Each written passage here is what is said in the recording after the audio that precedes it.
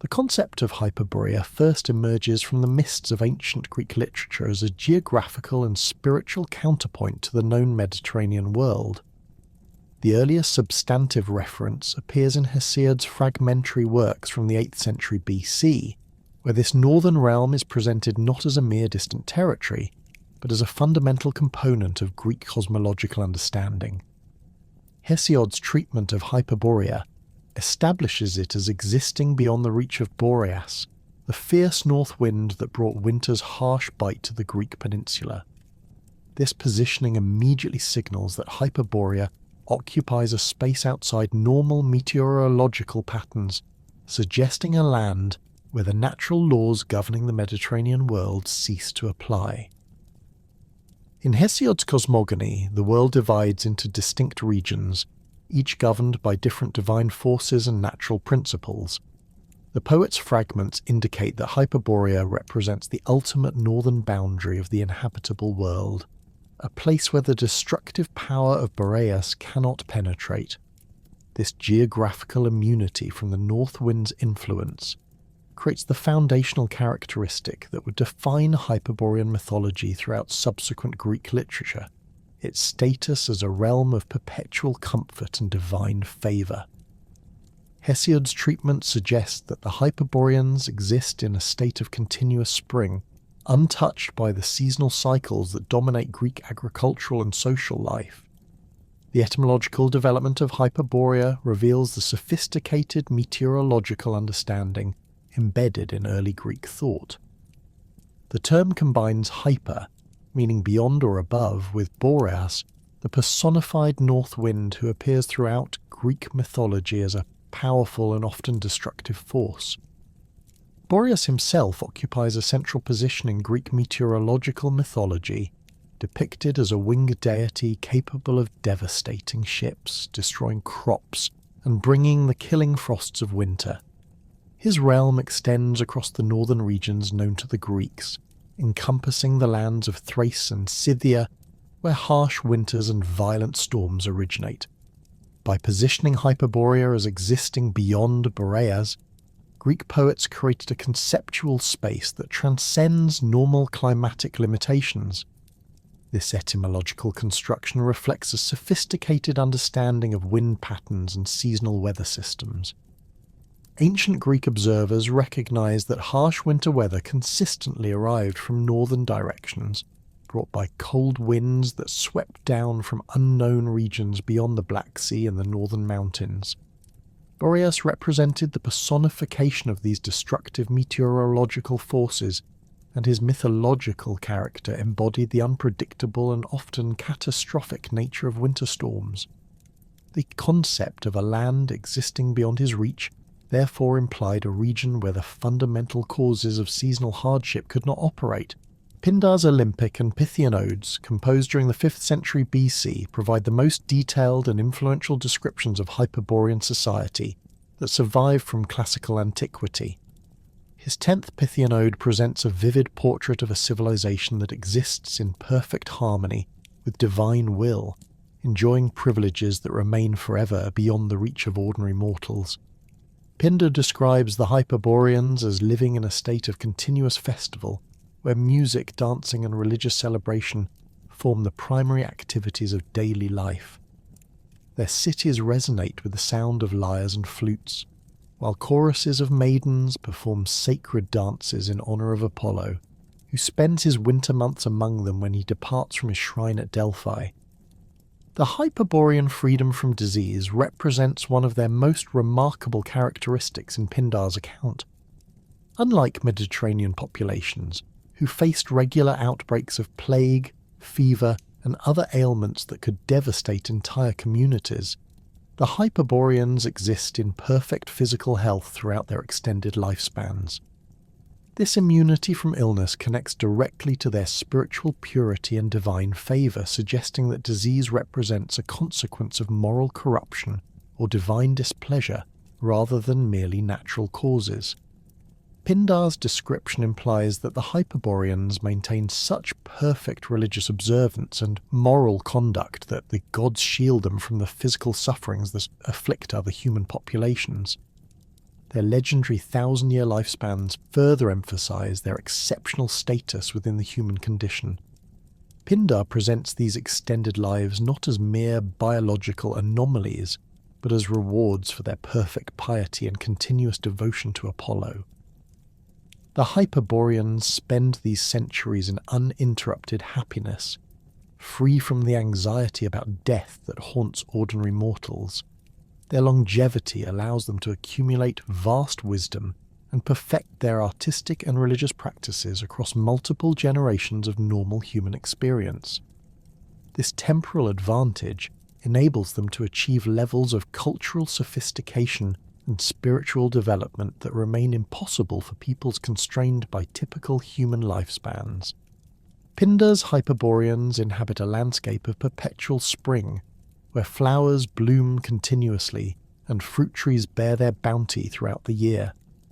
The absence of winter eliminates the agricultural anxieties that dominated Mediterranean life, where failed harvests could result in famine and social upheaval.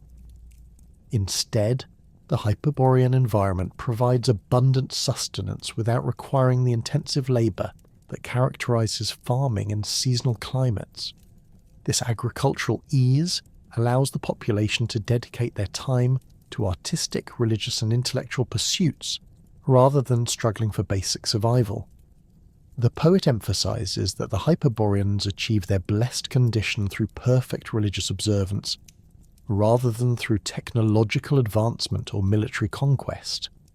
Their society operates according to principles of harmony and mutual respect, guided by divine wisdom rather than human ambition. This moral foundation distinguishes them from the competitive and often violent civilizations of the Mediterranean world, where cities regularly engaged in warfare and political conflict.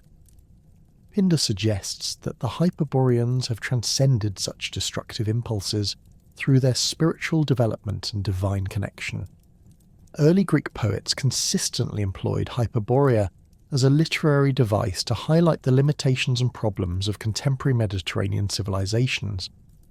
By presenting detailed descriptions of Hyperborean perfection, poets could critique existing social, political and religious conditions without directly challenging powerful rulers or established institutions.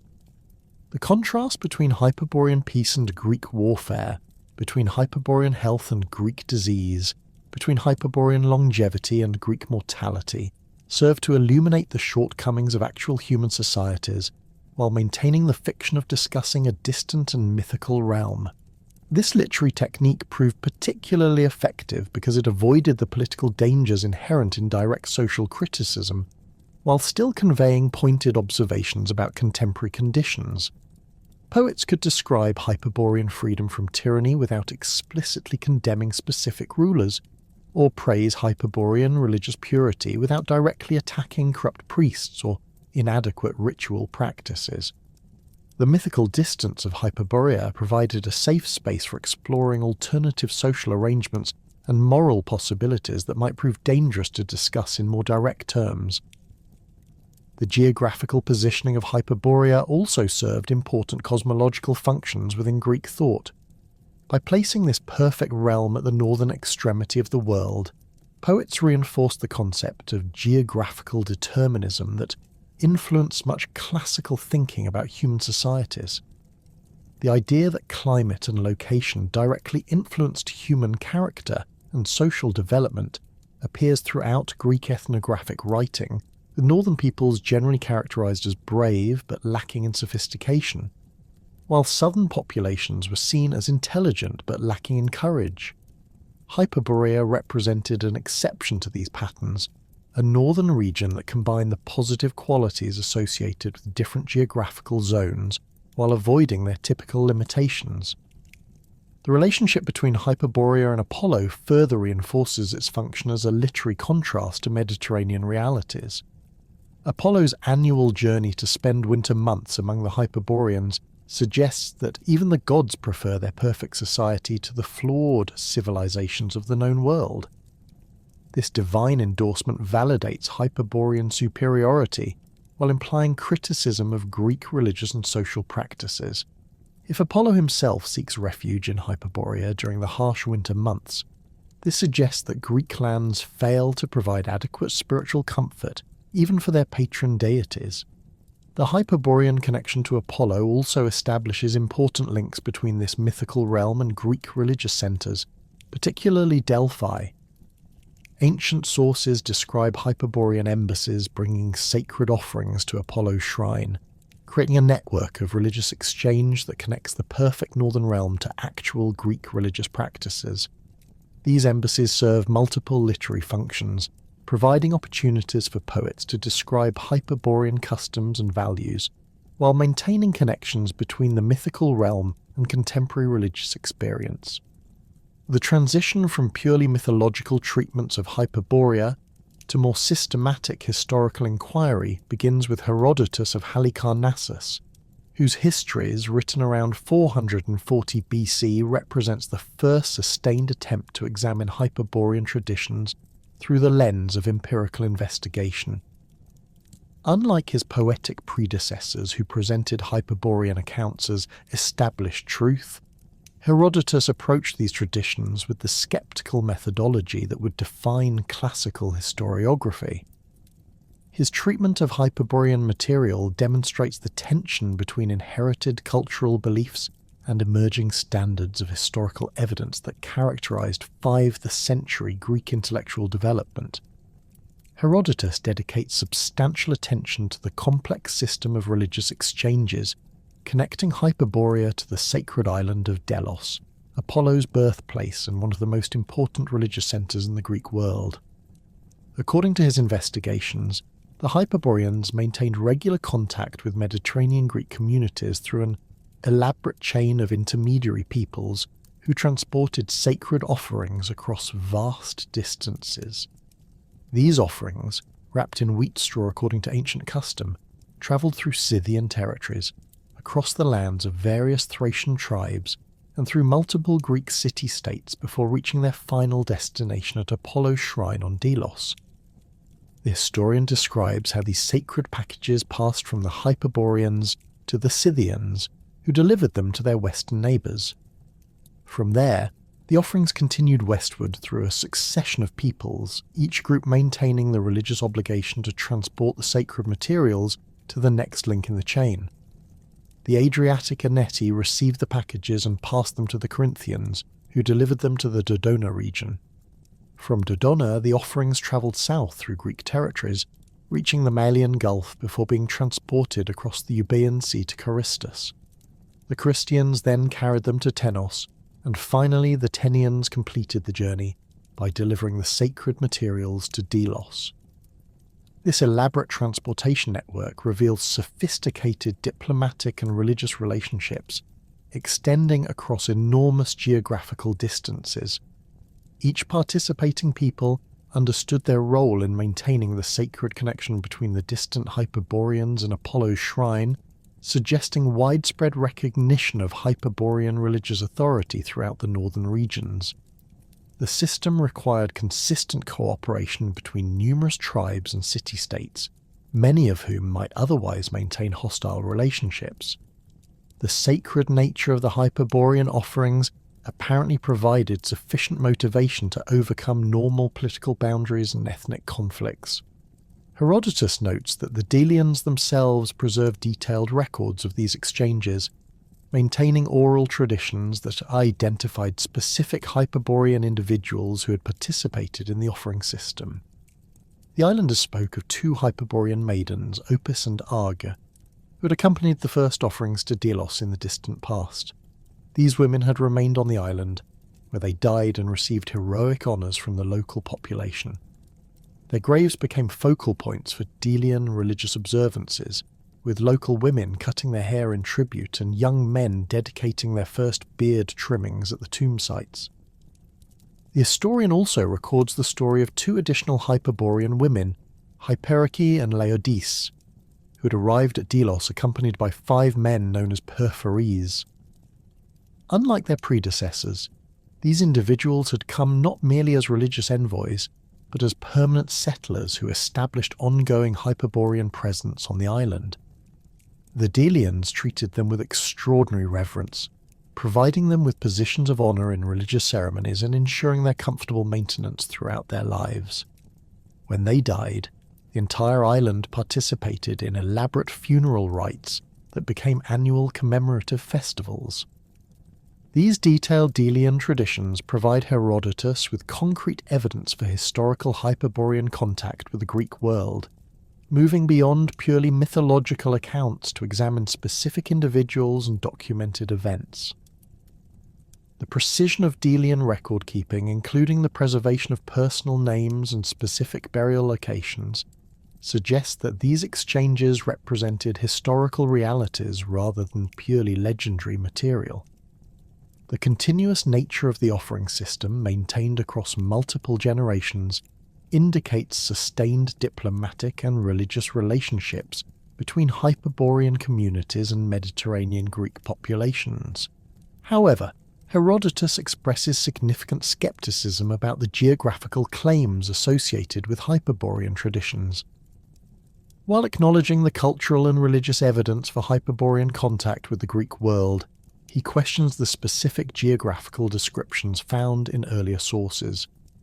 His investigation of northern regions, based on information gathered from Scythian informants and Greek colonists around the Black Sea, fails to identify any territory matching traditional Hyperborean descriptions. The lands beyond Scythia, according to his sources, consist of harsh steppes inhabited by nomadic peoples living under difficult climatic conditions, rather than the perpetual spring paradise described by Pindar and other poets. The historian's treatment of the famous Abaris the Hyperborean demonstrates his methodological approach to evaluating extraordinary claims within historical frameworks. Multiple Greek sources preserve traditions about this remarkable individual who allegedly travelled throughout the Mediterranean world during the 7th century BC, carrying a golden arrow that served as both a magical implement and a symbol of his Hyperborean origins. Various accounts describe Abaris as possessing supernatural powers, including the ability to travel vast distances without eating, to predict earthquakes and other natural disasters, and to purify cities afflicted by plague or other divine punishments.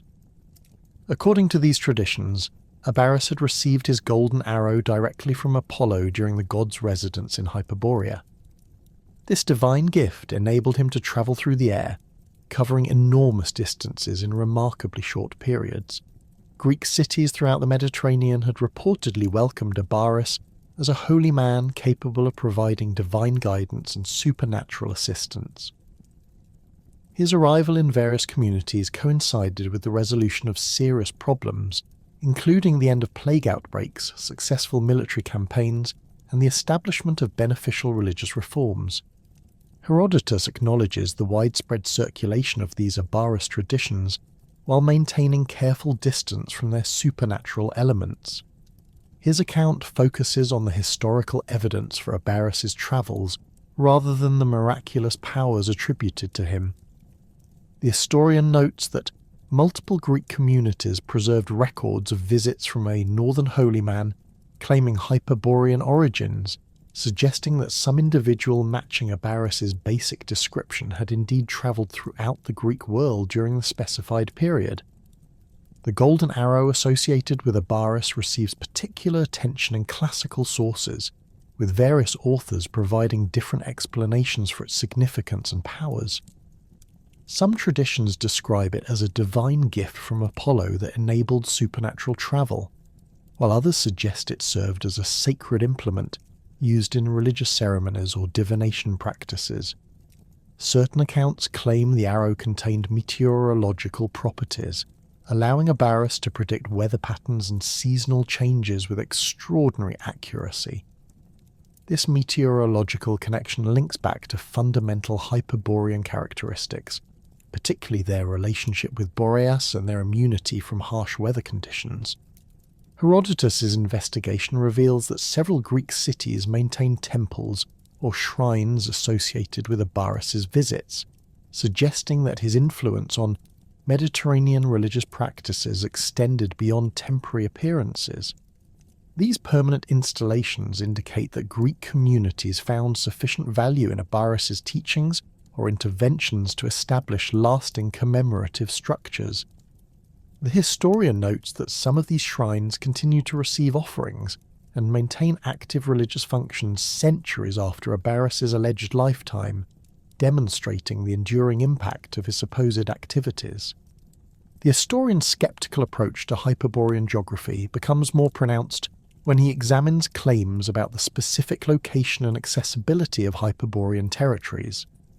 His extensive research into northern regions, conducted through interviews with Scythian traders, Greek colonists, and various tribal representatives, fails to identify any area matching traditional Hyperborean descriptions. The lands beyond the Black Sea, according to his informants, consist primarily of harsh steppes where nomadic peoples struggle against severe winters and limited agricultural opportunities. Herodotus notes that even the Scythians, who inhabited the northernmost territories known to Mediterranean Greeks, reported that the regions beyond their lands became increasingly inhospitable rather than more pleasant.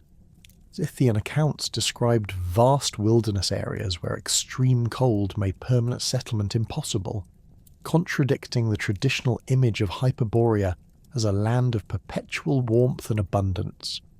These geographical investigations lead the historian to question whether Hyperborea exists as a physical location accessible through normal travel, or whether it represents a spiritual or mythological concept that transcends ordinary geographical categories. The development of classical historiography following Herodotus demonstrates varying approaches to Hyperborean material among subsequent scholars. Diodorus Siculus, writing during the 1st century BC, attempts to synthesize earlier Hyperborean traditions with contemporary geographical knowledge. His Library of History presents Hyperborea as a real territory located beyond the Rhipaean Mountains, inhabited by people who maintain the religious and cultural characteristics described in earlier sources while existing within a more conventional geographical framework. Diodorus describes the Hyperboreans as inhabiting a large island in the Northern Ocean, roughly the size of Sicily, where the climate remains temperate throughout the year due to favourable winds and geographical protection from harsh weather systems. His account attempts to provide rational explanations for traditional Hyperborean characteristics, suggesting that their longevity results from excellent climate and abundant natural resources rather than divine intervention. The absence of disease among Hyperborean populations, according to Diodorus, stems from their pure environment and healthy lifestyle rather than supernatural immunity. This rationalized approach to Hyperborean traditions reflects the influence of Hellenistic geographical and ethnographical studies, which sought to explain extraordinary cultural phenomena through natural causes rather than divine intervention. Diodorus incorporates contemporary knowledge about northern European peoples, including Celtic and Germanic tribes, to create a more plausible framework for understanding Hyperborean society. His synthesis attempts to preserve the essential elements of Hyperborean traditions while making them compatible with emerging standards of geographical accuracy. Pliny the Elder's Natural History, completed during the 1st century AD, represents the culmination of Roman attempts to systematize classical knowledge about distant peoples and territories. His treatment of Hyperborean material demonstrates the challenges faced by ancient scholars attempting to reconcile inherited traditions with expanding geographical knowledge. Pliny acknowledges the authority of earlier sources while expressing reservations about specific claims that contradict contemporary understanding of northern regions. The Roman encyclopedist notes that various Greek and Roman expeditions into northern territories had failed to encounter any peoples matching traditional Hyperborean descriptions. Roman military campaigns beyond the Danube, trade expeditions to the Baltic region, and diplomatic contacts with Germanic tribes had provided extensive information about northern European populations without discovering communities possessing the extraordinary characteristics attributed to Hyperboreans. This accumulating evidence leads Pliny to suggest that Hyperborean traditions might preserve memories of ancient peoples who had since migrated to other regions or disappeared entirely, Pliny's analysis reflects the broader Roman approach to inherited Greek learning, which combined respect for classical authorities with practical skepticism based on contemporary experience. Roman administrators and military commanders had accumulated vast practical knowledge about European geography through conquest and colonization, providing empirical data that often contradicted traditional Greek accounts of distant regions. This tension between inherited learning and contemporary observation characterizes much Roman scholarship, as authors attempted to reconcile respected classical sources with expanding practical knowledge. The classical historiographical tradition surrounding Hyperborea demonstrates the evolution of ancient approaches to evaluating extraordinary claims within historical frameworks.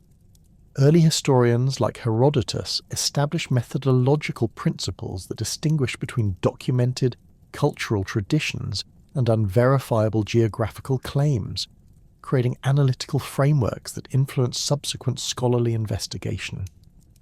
Later, historians built upon these foundations while incorporating new geographical knowledge and developing increasingly sophisticated approaches to evaluating inherited traditions. The mythological relationship between Apollo and Hyperborea represents one of the most complex and enduring elements of ancient Greek religious thought, establishing connections that transcended simple geographical boundaries to create a sophisticated theological framework linking divine presence with earthly perfection. Classical sources consistently describe Apollo's annual departure from his primary shrine at Delphi during the winter months, when the god travels northward to spend the harsh season among the Hyperboreans in their perpetually temperate realm. This cyclical journey establishes Hyperborea not merely as a distant territory mentioned in passing by ancient authors, but as an integral component of Apollo's divine nature and religious functions. The timing of Apollo's Hyperborean sojourn corresponds precisely with the period when his oracular activities at Delphi ceased, creating a direct correlation between the god's physical absence from Greece and the suspension of prophetic consultation at his most important Mediterranean sanctuary. During the 3 winter months when harsh weather made travel to Delphi difficult and agricultural activities came to a standstill throughout the Greek world, Apollo departed for the northern paradise where eternal spring provided an environment more suitable to his luminous nature. The Delphic priests acknowledged this divine absence by suspending oracular consultations and dedicating the winter months to Dionysus, whose chthonic associations made him more appropriate for presiding over the dark season. This theological arrangement reveals sophisticated Greek understanding of seasonal religious cycles and divine specialization. Apollo's association with light, music, prophecy, and civilized order made his presence most valuable during the productive months when human communities engaged in agriculture, trade, warfare, and other activities requiring divine guidance. His winter departure to Hyperborea allowed him to maintain his essential characteristics while avoiding the harsh conditions that contradicted his solar nature. The Hyperborean climate, permanently maintained at the ideal temperature for human comfort and agricultural productivity, provided Apollo with an environment that matched his divine preferences throughout the year. The earliest detailed account of Apollo's Hyperborean connection appears in the Homeric hymn to Apollo, where the god's birth on Delos establishes his immediate association with northern regions. According to this tradition, Leto sought refuge on the floating island of Delos to escape Hera's jealous persecution, and the island agreed to provide sanctuary in exchange for Apollo's promise to maintain his primary shrine there. However, the hymn also describes Apollo's immediate departure after his birth to establish connections with distant northern peoples who would provide ongoing support for his religious activities. This foundational myth establishes the principle that Apollo's divine authority extends far beyond the boundaries of the Greek world to encompass northern territories whose inhabitants possess special religious knowledge and devotion. Pindar's treatment of Apollo's Hyperborean relationship in his 10th Pythian ode provides the most detailed classical description of the god's activities during his northern residence. According to the poet, Apollo spent his winter months participating in continuous festivals where the Hyperboreans demonstrate their perfect musical abilities and religious devotion. The god joins their choruses, accompanies their sacred dances with his lyre, and receives their offerings of perfect hecatombs that never include the blood sacrifice required by Mediterranean religious practices. Instead, the Hyperboreans honour Apollo with bloodless offerings of fruits, flowers, and musical performances that reflect their society's freedom from violence and death. The Hyperborean festivals described by Pindar involve elaborate musical competitions where the inhabitants demonstrate skills that surpass even the most accomplished Greek performers. Their lyres produce sounds of extraordinary purity and complexity, while their vocal harmonies achieve perfect mathematical proportions that reflect the cosmic order governing their realm.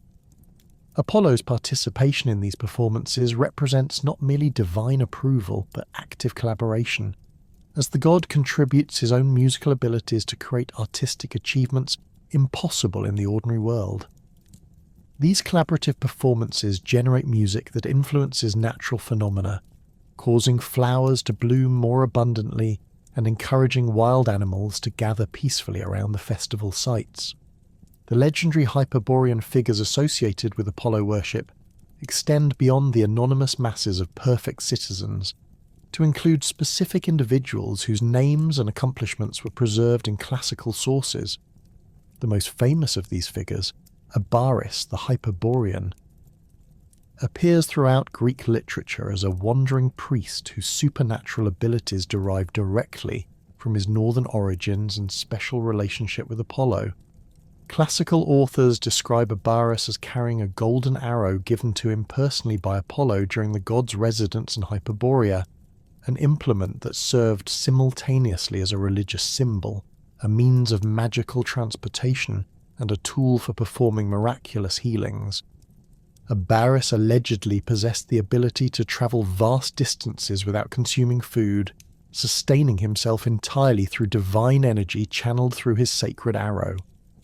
Greek cities throughout the Mediterranean reported visits from this remarkable individual during the 7th century BC, when he appeared at moments of crisis to provide supernatural assistance and religious guidance. His interventions typically involved purification rituals that ended plague outbreaks, divination practices that predicted natural disasters, and religious reforms that improved relationships between human communities and divine powers. The consistency of these accounts across multiple independent sources suggests that some individual matching Abaris's basic description did indeed travel throughout the Greek world, claiming Hyperborean origins and demonstrating unusual abilities. The golden arrow carried by Abaris receives detailed attention in classical sources, with various authors providing different explanations for its supernatural properties. Herodotus describes it as enabling rapid travel across enormous distances, while later sources suggest it served as a divination tool that revealed hidden knowledge about future events. Certain accounts claim the arrow contained fragments of meteoric iron that had fallen from the heavens into Hyperborean territory, materials that retained celestial properties enabling communication with divine powers. The arrow's golden construction reflects Apollo's solar associations, while its aerodynamic form suggests connections to the god's role as an archer and sender of both beneficial and destructive projectiles. Archaeological evidence from northern European sites dating to the Bronze and Iron Ages reveals religious practices that may have influenced Greek conceptions of Apollo worship and Hyperborean spirituality. Excavations throughout Scandinavia, northern Germany, and the Baltic regions have uncovered elaborate solar cult sites featuring stone circles, bronze discs, and ritual deposits that demonstrate sophisticated astronomical knowledge and sun worship practices. These installations suggest that northern European peoples developed complex religious systems centered on solar deities centuries before documented Greek contact with these regions.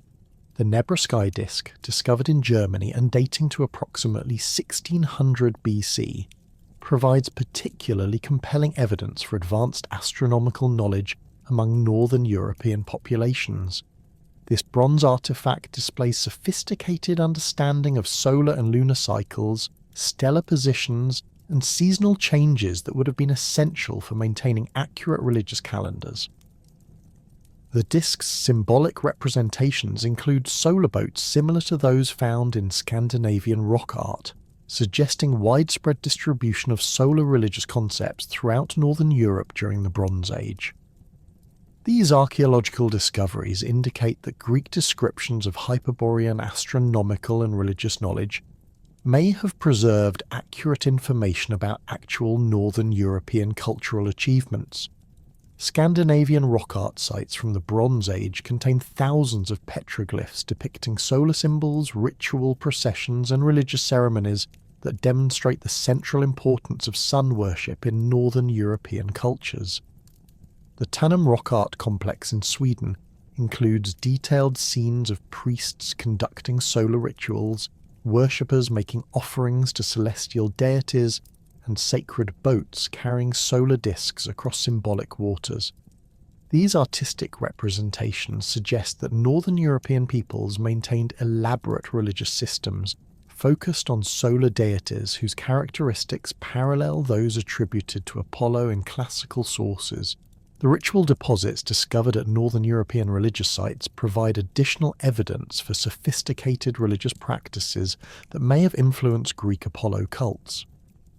Bog deposits throughout Denmark and northern Germany contain elaborate offerings including bronze weapons, golden ornaments, and ritual vessels that demonstrate the wealth and artistic sophistication of northern European religious communities. These offerings frequently include solar symbols, astronomical instruments, and musical instruments that parallel the religious equipment described in classical accounts of Hyperborean Apollo worship.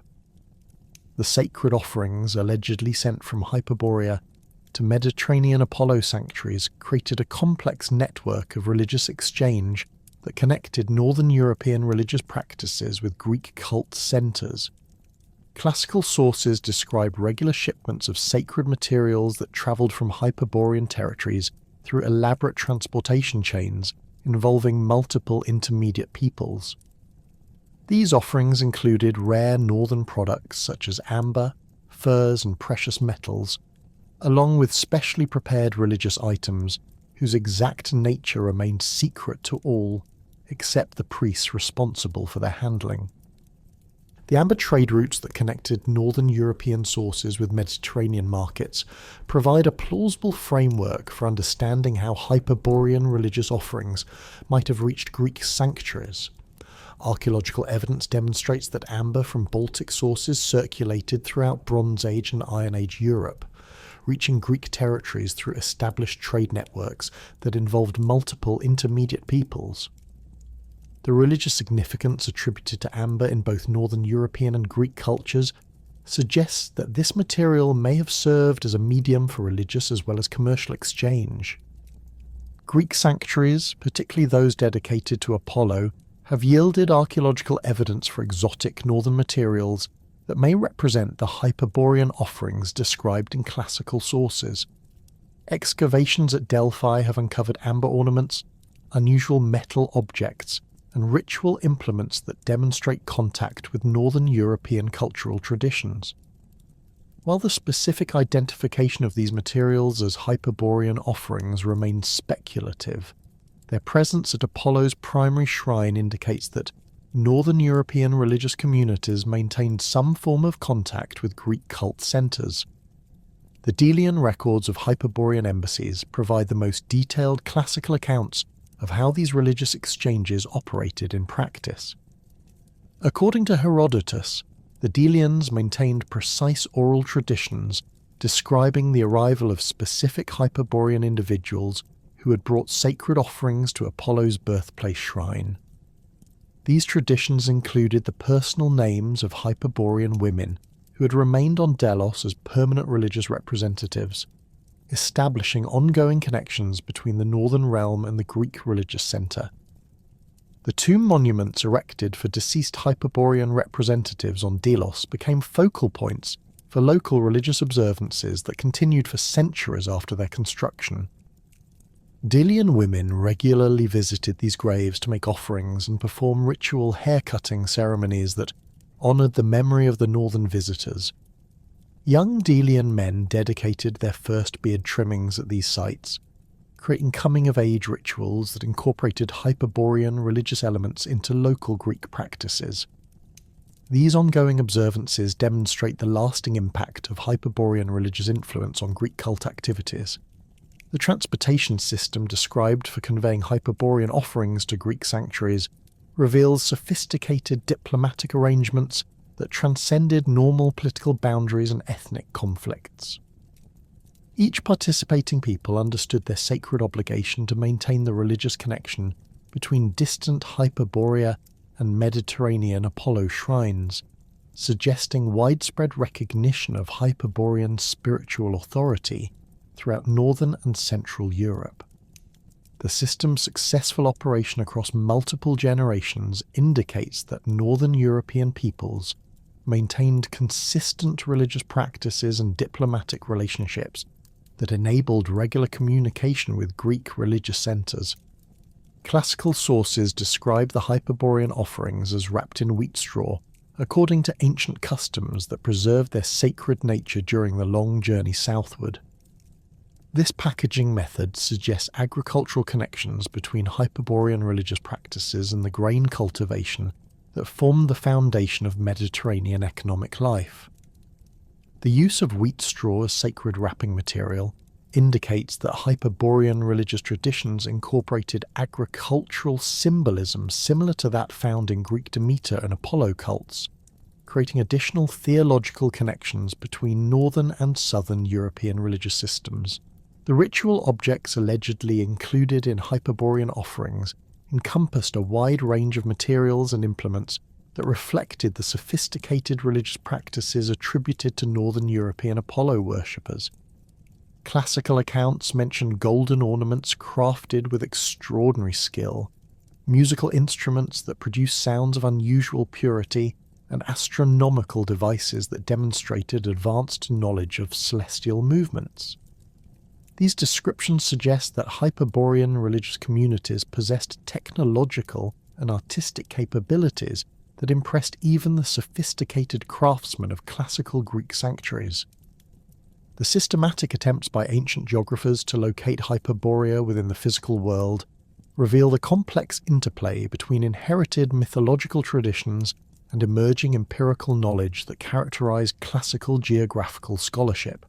Unlike the poetic treatments that presented Hyperborea as existing in a realm beyond normal spatial constraints, ancient cartographers and geographical theorists faced the practical challenge of reconciling traditional accounts with observable geographical realities. Their efforts produced a diverse array of theoretical locations for the legendary Northern Realm, each reflecting different approaches to balancing literary authority against empirical observation. The earlier systematic geographical theories placed Hyperborea in the far northern regions of Scythia, beyond the territories inhabited by the nomadic peoples known to Mediterranean Greeks through trade contacts and military expeditions. This positioning drew upon Herodotus's ethnographic investigations, which had established Scythia as the northernmost region accessible to Greek knowledge, while acknowledging that vast unknown territories extended further northward. Geographical theorists reasoned that if Hyperborea existed as a physical location, it must occupy these unmapped northern regions, where harsh Scythian winters might give way to the temperate conditions described in classical sources. The Scythian hypothesis gained credibility from reports provided by northern traders who described encountering peoples living under different climatic conditions in territories beyond the normal range of Scythian tribal movements.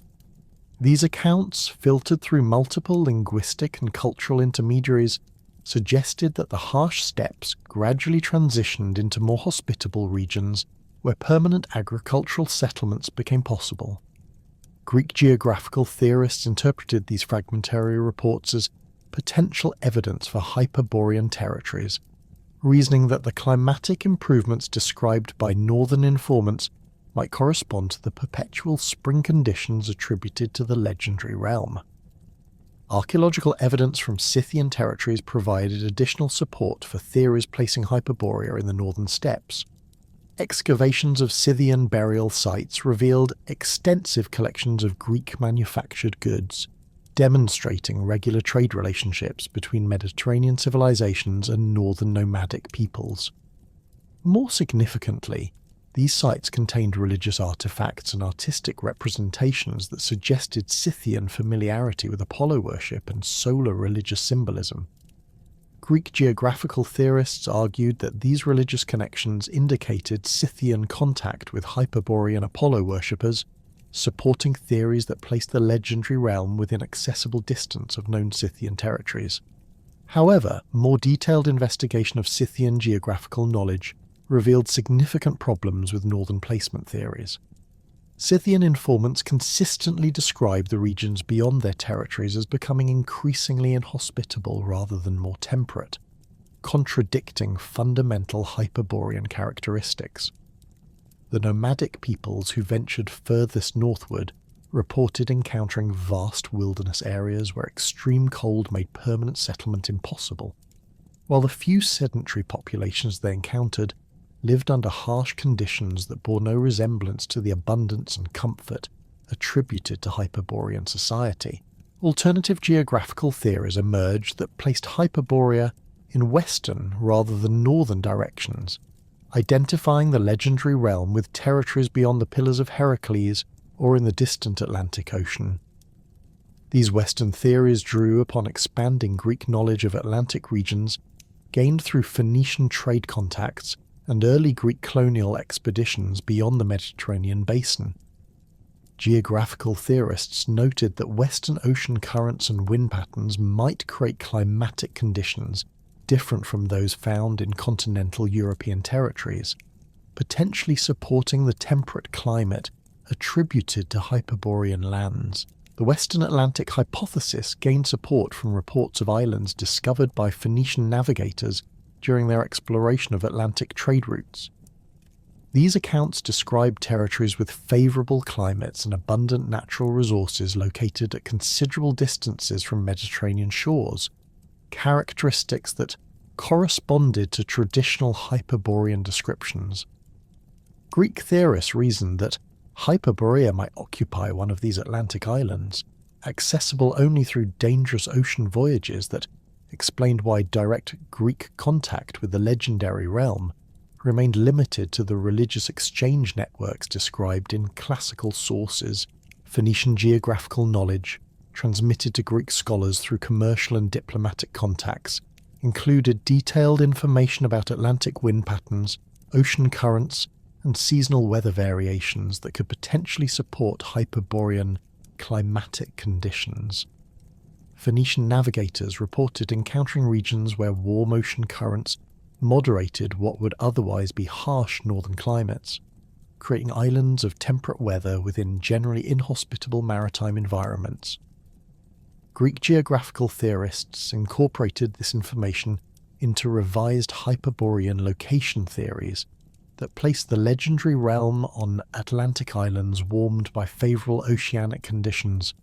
The British Isles emerged as another candidate location for Hyperborea as Greek geographical knowledge expanded through contact with Celtic peoples and northern European trade networks. Reports from Greek colonies in southern France and Spain described large islands beyond Gaul, inhabited by peoples possessing sophisticated religious traditions and advanced astronomical knowledge. These accounts noted that the northern islands enjoyed milder climates than their latitude would suggest, due to maritime influences that moderated seasonal temperature variations. Greek theorists identified these climatic anomalies as potential evidence for Hyperborean conditions. Celtic religious practices observed by Greek traders and diplomats in Gaul and Britain demonstrated sophisticated solar worship traditions that paralleled the Apollo cult activities attributed to Hyperborean society.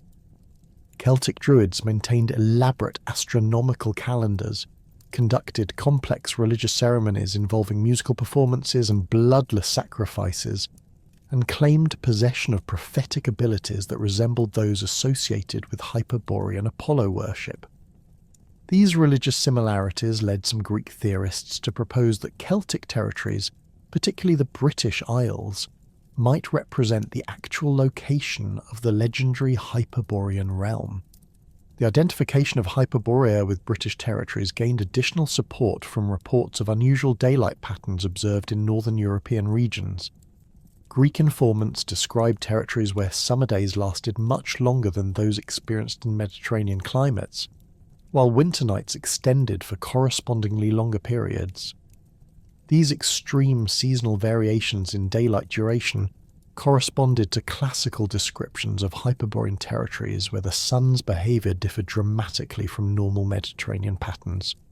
Geographical theorists argued that these observed astronomical phenomena provided empirical evidence for locating Hyperborea in northern European territories. Ptolemaic geographical treatises represent the most systematic classical attempts to map the northern boundaries of the inhabited world and establish precise locations for legendary territories mentioned in earlier sources. Claudius Ptolemy's geography, completed during the 2nd century AD, synthesized centuries of accumulated geographical knowledge into a comprehensive mathematical framework that attempted to assign specific coordinates to all known territories and peoples. His treatment of northern European regions reflects the challenges faced by ancient cartographers attempting to reconcile traditional accounts with empirical observation and mathematical precision. Ptolemy's world map extended the inhabited regions significantly further northward than earlier geographical works, incorporating information gathered through Roman military campaigns, trade expeditions, and diplomatic contacts with Germanic and Celtic peoples. His northern boundaries encompassed territories that earlier Greek geographers had considered uninhabitable, reflecting expanded Roman knowledge of European geography gained through conquest and colonization. This northward expansion of the known world provided additional space for locating legendary territories like Hyperborea within the framework of empirical geographical knowledge. The Ptolemaic coordinate system assigned mathematical positions to various northern European peoples and territories based on astronomical observations and distance calculations derived from travel accounts. Germanic tribes, Celtic populations, and Scandinavian peoples received specific latitude and longitude coordinates that placed them within a rational geographical framework. However, Ptolemy's treatment of legendary territories remained ambiguous, as he attempted to balance respect for classical literary authorities against the demands of mathematical precision and empirical verification. Ptolemy's discussion of the Rhipaean Mountains illustrates the complex relationship between mythological geography and empirical cartography in classical geographical works. Earlier sources had described these legendary mountains as forming the northern boundary of the inhabited world, beyond which lay the realm of perpetual winter dominated by Boreas. Some traditions placed Hyperborea beyond the Rhipaean range in territories protected from harsh northern winds by the mountain's barrier effect. Ptolemy attempts to reconcile these accounts with contemporary geographical knowledge by identifying the Rhipaean Mountains with actual mountain ranges observed in northern European territories. The geographical positioning of the Rhipaean Mountains in Ptolemaic cartography reflects attempts to create rational explanations for the climatic conditions attributed to Hyperborean territories. Classical climate theory recognized that mountain ranges could create significant variations in local weather patterns, with territories on the leeward side of major mountains often experiencing milder conditions than their latitude would suggest. Ptolemaic geographers reasoned that if the Rhipaean Mountains existed, as described in classical sources, they might create climatic conditions that could support the temperate environment attributed to Hyperborean lands. Ancient climate theories profoundly influenced geographical speculation about Hyperborean location by establishing theoretical frameworks for understanding how unusual climatic conditions might arise in specific geographical settings. Classical climatology divided the Earth into distinct zones based on solar heating patterns, with northern regions generally expected to experience harsh winters and limited agricultural productivity. However, ancient theorists recognized that local geographical features could create significant deviations from these general patterns, potentially producing isolated regions with climatic conditions that contradicted their geographical position. The concept of inhabitable zones played a crucial role in ancient geographical theories about Hyperborean location. Classical climate theory established that human civilization could only flourish within specific latitudinal bands where solar heating provided adequate warmth for agriculture, while avoiding the extreme heat that made southern regions uninhabitable. The northern boundary of the inhabitable zone was generally placed at latitudes where winter cold prevented reliable crop production, limiting human populations to nomadic lifestyles or seasonal settlements. However, ancient climatologists recognized that oceanic influences, mountain barriers, and other geographical factors could extend the inhabitable zone significantly beyond its normal boundaries in specific locations. Maritime climates, moderated by warm ocean currents, could support agricultural settlements at latitudes where continental climates would prove too harsh for permanent habitation. Similarly, territories protected by mountain ranges from cold northern winds might maintain temperate conditions despite their northern position. These theoretical possibilities provided frameworks for understanding how Hyperborean territories might exist within the physical world while maintaining their legendary climatic characteristics. The relationship between ocean currents and climate patterns received increasing attention from ancient geographical theorists as Mediterranean peoples expanded their knowledge of Atlantic regions. Reports from Phoenician and later Roman navigators described encountering warm ocean currents that significantly moderated the climate of northern Atlantic territories. These observations led to theoretical models suggesting that oceanic heating effects could create isolated regions of temperate climate within generally harsh northern environments. Ancient wind pattern theories provided additional frameworks for understanding how Hyperborean climatic conditions might arise in specific geographical locations. Classical meteorology recognized that prevailing wind directions significantly influence regional climate patterns, with territories receiving warm southern winds experiencing milder conditions than those exposed to cold northern airflows. Geographical theorists proposed that Hyperborean territories might occupy locations where favorable wind patterns or geographical barriers created protection from the harsh northern winds associated with Boreas. The theoretical relationship between Hyperborea and other mythical northern locations demonstrates the complex interconnections within classical geographical speculation about unknown territories. Thule, first described by the Greek explorer Pytheas during the 4th century BC, represented another legendary northern land, whose exact location remained disputed throughout antiquity. Some geographical theorists identified Thule with Hyperborea, arguing that both names referred to the same northern territory described through different cultural traditions. Others maintained that Thule and Hyperborea represented distinct locations, each possessing different characteristics and occupying separate positions within the northern geographical framework. Pytheas' account of his voyage to Thule provided the most detailed classical description of northern European territories based on direct observation rather than inherited traditions.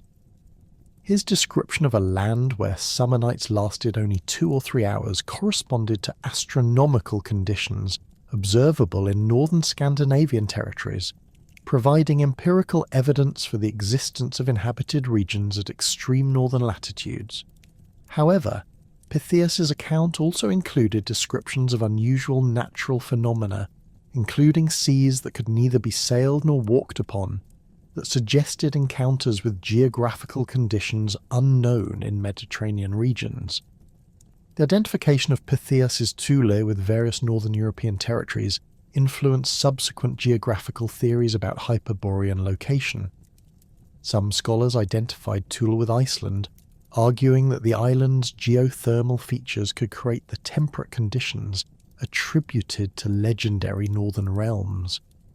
Others placed Thule in northern Scotland or Scandinavia, regions where extreme daylight variations matched Pytheas's astronomical observations. These competing identifications reflected the ongoing challenge faced by ancient geographers attempting to reconcile literary traditions with empirical geographical knowledge. The Rhipaean Mountains occupied a central position in ancient geographical theories about northern European topography and their relationship to legendary territories like Hyperborea.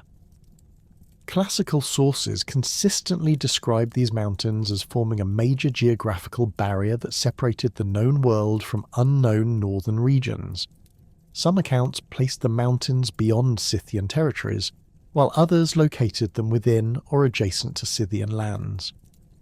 The exact position and characteristics of the Rhipaean range remained subjects of ongoing geographical speculation throughout antiquity. Ancient descriptions of the Rhipaean Mountains emphasized their role as the source of major European rivers and the boundary between different climatic zones. Several classical authors described rivers flowing southward from the Rhipaean range, including waterways that some sources identified with known European rivers such as the Tanais or the Borysthenes. These river systems provided potential transportation routes that could connect Hyperborean territories with the Mediterranean world through the religious exchange networks described in classical sources. The relationship between the Rhipaean Mountains and Hyperborean geography varied significantly among different ancient theories. Some geographical frameworks placed Hyperborea beyond the mountains in territories protected from harsh northern winds by the range's barrier effect. Others located Hyperborean territories within the mountain region itself, arguing that elevated locations might experience different climatic conditions than surrounding lowlands. Still other theories identified the Rhipaean range with the northern boundary of Hyperborean lands, suggesting that the legendary realm occupied the southern slopes of the mountains where favourable exposure created temperate microclimates. Archaeological investigations of northern European mountain regions have revealed evidence for sophisticated Bronze Age and Iron Age cultures that possessed advanced metallurgical skills, astronomical knowledge, and religious traditions involving solar worship. These discoveries suggest that ancient geographical theories about northern mountain peoples may have preserved accurate information about actual cultural achievements in regions that classical sources associated with legendary territories. The presence of advanced civilizations in northern European mountain regions provides potential support for geographical theories that placed Hyperborea or related legendary territories in such locations. The Roman encounter with Hyperborean traditions marked a fundamental shift in how classical civilization approached these northern legends, transforming them from purely Greek mythological concepts into practical tools for understanding and governing the expanding empire's northern territories. Roman authors approached Hyperborean material with the systematic methodology that characterized their treatment of inherited Greek learning, combining respect for classical authorities with pragmatic analysis based on contemporary military and administrative experience. This Roman perspective introduced new interpretive frameworks that connected legendary northern realms with actual Germanic and Celtic populations encountered during imperial expansion. Ovid's treatment of Hyperborean themes in his Metamorphoses demonstrates the sophisticated literary techniques Roman poets employed to adapt Greek mythological material for contemporary audiences. Writing during the Augustan period, when Roman armies were actively campaigning beyond the Rhine and Danube frontiers, Ovid transformed traditional Hyperborean accounts into allegories that reflected Roman experiences with northern European peoples. His description of the eternal spring enjoyed by Hyperborean populations becomes a metaphor for the civilizing influence of Roman rule, suggesting that imperial administration could transform harsh barbarian territories into prosperous provinces resembling the legendary northern paradise. The poet's account of Apollo's winter residence among the Hyperboreans takes on new significance within the context of Roman imperial ideology. Ovid presents the gods' annual journey northward as a civilizing mission that brings Mediterranean cultural values to distant territories, paralleling the Roman belief that imperial expansion served to spread civilization throughout the barbarian world. The Hyperborean festivals described in Ovid's work emphasize themes of peaceful cultural exchange and voluntary submission to divine authority, reflecting Roman preferences for diplomatic solutions over military conquest in dealing with northern European tribes. Ovid's geographical references reveal familiarity with contemporary Roman knowledge of northern European territories gained through military campaigns and trade expeditions. His descriptions incorporate specific details about northern European landscapes, climate patterns, and natural resources that correspond to information available through Roman administrative sources. The poet's account of Hyperborean territory includes references to dense forests, navigable rivers, and mineral deposits that match Roman geographical knowledge of Germanic regions, suggesting that he deliberately connected legendary accounts with contemporary territorial realities. The transformation of Hyperborean religious practices in Ovid's account reflects Roman attempts to understand northern European religious traditions through classical interpretive frameworks. The poet describes Hyperborean Apollo worship in terms that correspond to Roman religious categories, emphasizing state-sponsored ceremonies, hierarchical priesthoods, and public festivals that maintained social order.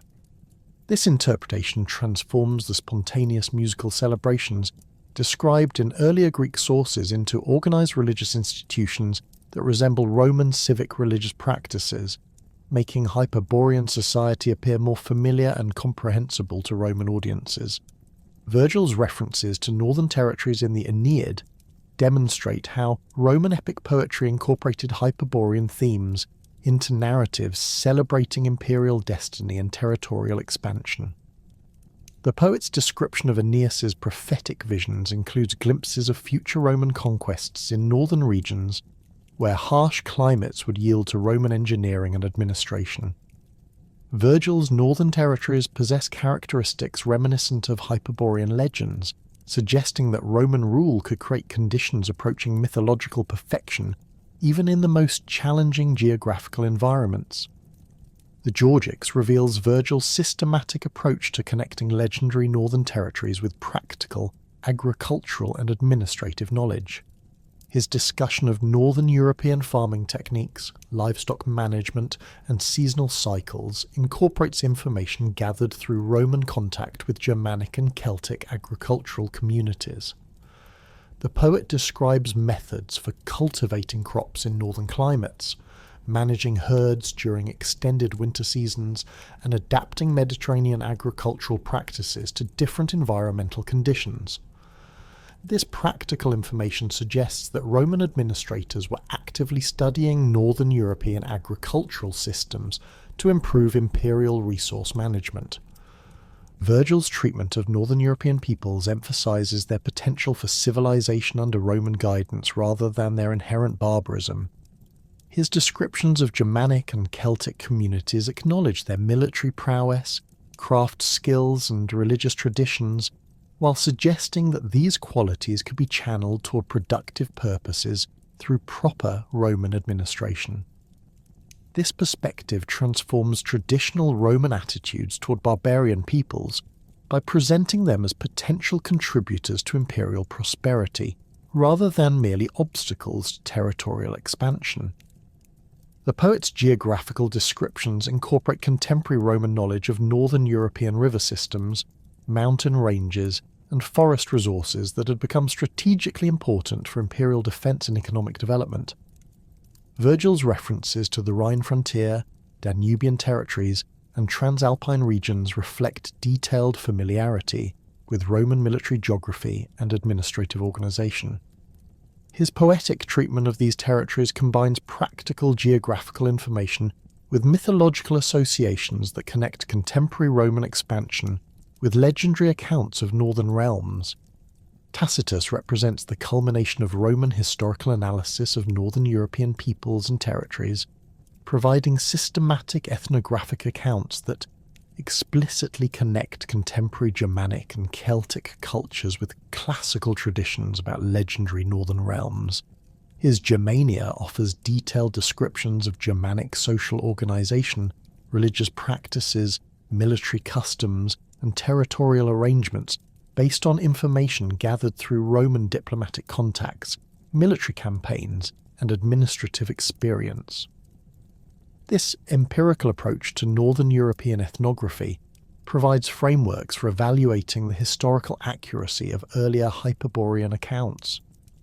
The historian's description of Germanic religious practices reveals sophisticated solar worship traditions that correspond closely to classical accounts of Hyperborean Apollo cult activities.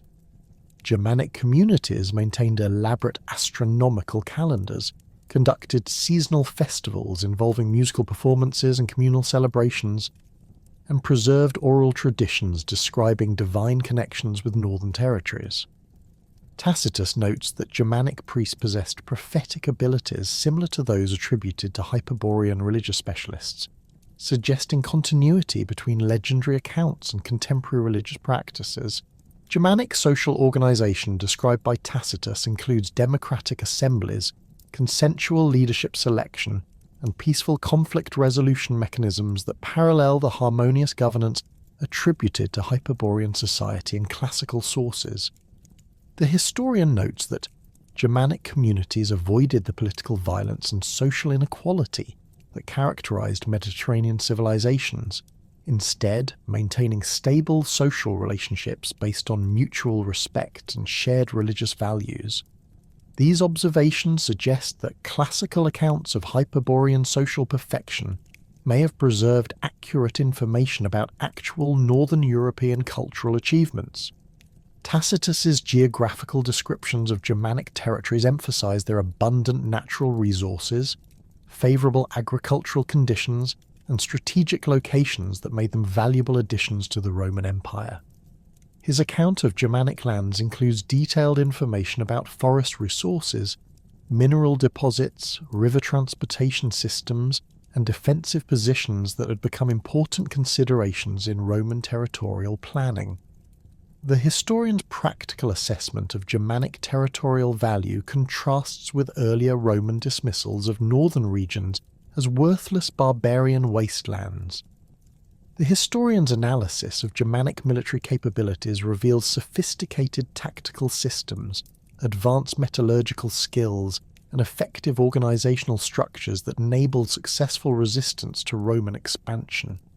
Tacitus describes Germanic weapons, armor, and fortification techniques that incorporated advanced engineering principles and demonstrated familiarity with Mediterranean military innovations.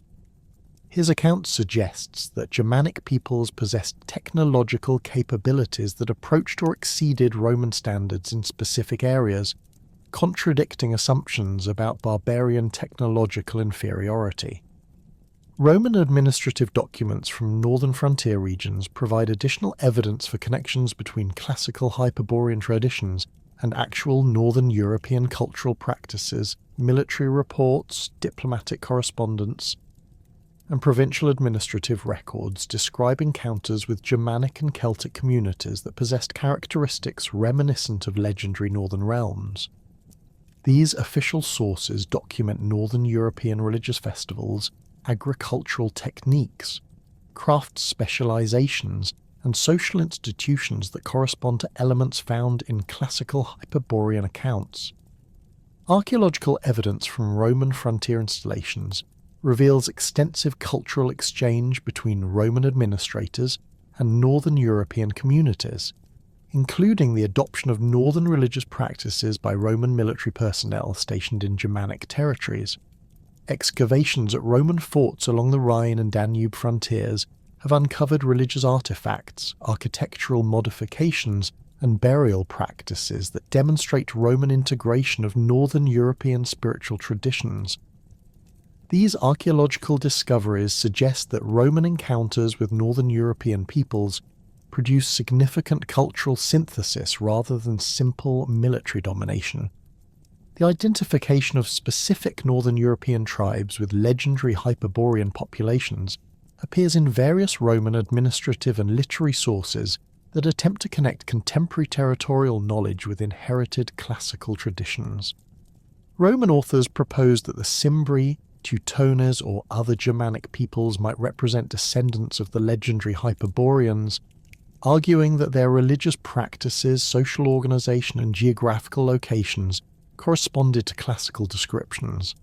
These identifications reflect Roman attempts to create historical continuity between mythological accounts and contemporary ethnographic knowledge. Roman religious syncretism in northern territories demonstrates systematic integration of Germanic and Celtic religious traditions with Mediterranean cult practices, creating hybrid religious systems that incorporated elements from both cultural traditions. Roman military installations in Germanic territories established shrines that combined traditional Roman religious forms with local Northern European spiritual practices, including solar worship ceremonies that resembled classical descriptions of Hyperborean Apollo cult activities. These syncretic religious developments suggest that Roman administrators recognized value in Northern European religious traditions rather than simply imposing Mediterranean practices. The adaptation of Roman religious calendars to accommodate Northern European seasonal patterns reveals practical accommodation of local environmental conditions and cultural preferences. Roman administrative centres in Germanic territories modified traditional Mediterranean religious scheduling to correspond with northern agricultural cycles, seasonal celebrations, and astronomical observations that differed significantly from Mediterranean patterns. These calendar adaptations incorporated Northern European knowledge of extended daylight variations, seasonal weather patterns, and agricultural timing that had been mentioned in classical Hyperborean accounts. Roman engineering projects in northern territories demonstrate systematic attempts to create environmental conditions resembling those attributed to legendary northern realms. Roman construction of heated buildings, covered markets, public baths, and agricultural installations in Germanic provinces aimed to provide Mediterranean-style comfort and convenience despite harsh northern climates. These engineering achievements transformed northern European settlements in ways that approached the climatic perfection attributed to Hyperborean territories, suggesting that Roman technology could realize mythological ideals through practical application. The development of Roman trade networks connecting northern European territories with Mediterranean markets created economic relationships that resembled the religious exchange systems described in classical Hyperborean accounts. Roman merchants established regular transportation routes that carried northern European products including amber, furs, precious metals, and specialized craft goods to Mediterranean destinations.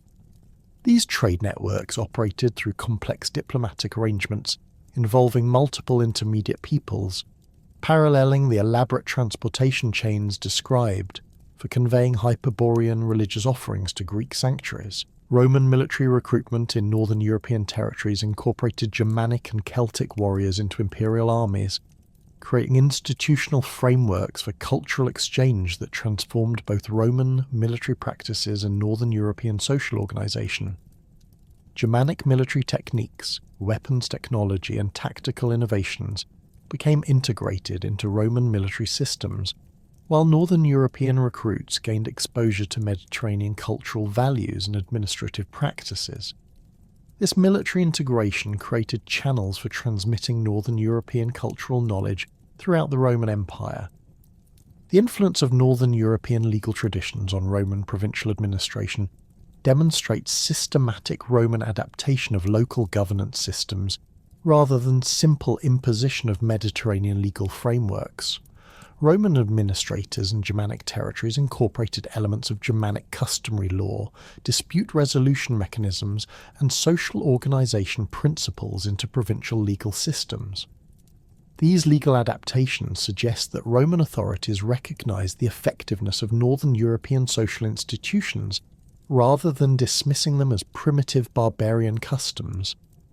Roman urban planning in northern European provinces reflects systematic attempts to create settlements that combined Mediterranean urban amenities with adaptations to northern environmental conditions and cultural preferences.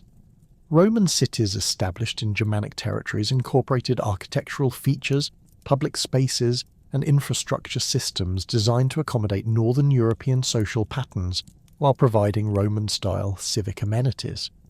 These urban developments created living environments that approached the idealized conditions attributed to Hyperborean cities in classical sources.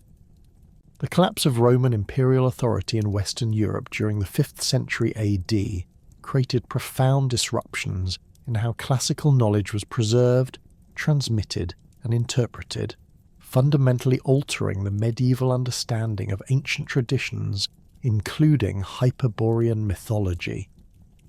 Christian chroniclers and theologians who inherited fragments of classical learning faced the complex task of reconciling pagan mythological accounts with Christian cosmological frameworks, producing innovative reinterpretations that transformed Hyperborean legends into components of medieval Christian geography and eschatology. These medieval adaptations demonstrate the sophisticated intellectual processes through which Christian scholars preserve classical knowledge while adapting it to serve contemporary religious and political purposes. The earliest Christian treatments of Hyperborean material appear in the works of late imperial church fathers who encountered classical geographical and mythological texts during their education in traditional Roman schools. Jerome's extensive correspondence reveals familiarity with Hyperborean references found in Virgil, Ovid, and other classical authors whose works remained standard components of late Roman educational curricula. However, Jerome approaches these mythological accounts with systematic skepticism, arguing that pagan poets had created fictional territories to glorify false gods and mislead believers away from Christian truth. His commentary on classical texts consistently reinterprets mythological geography as allegory, suggesting that legendary realms like Hyperborea represented spiritual rather than physical territories. Augustine's treatment of classical geographical knowledge in The City of God establishes interpretive frameworks that profoundly influenced medieval approaches to ancient mythological material. The bishop acknowledges that classical authors possessed accurate information about distant territories and peoples, but argues that their pagan religious perspectives prevented them from understanding the true spiritual significance of geographical phenomena.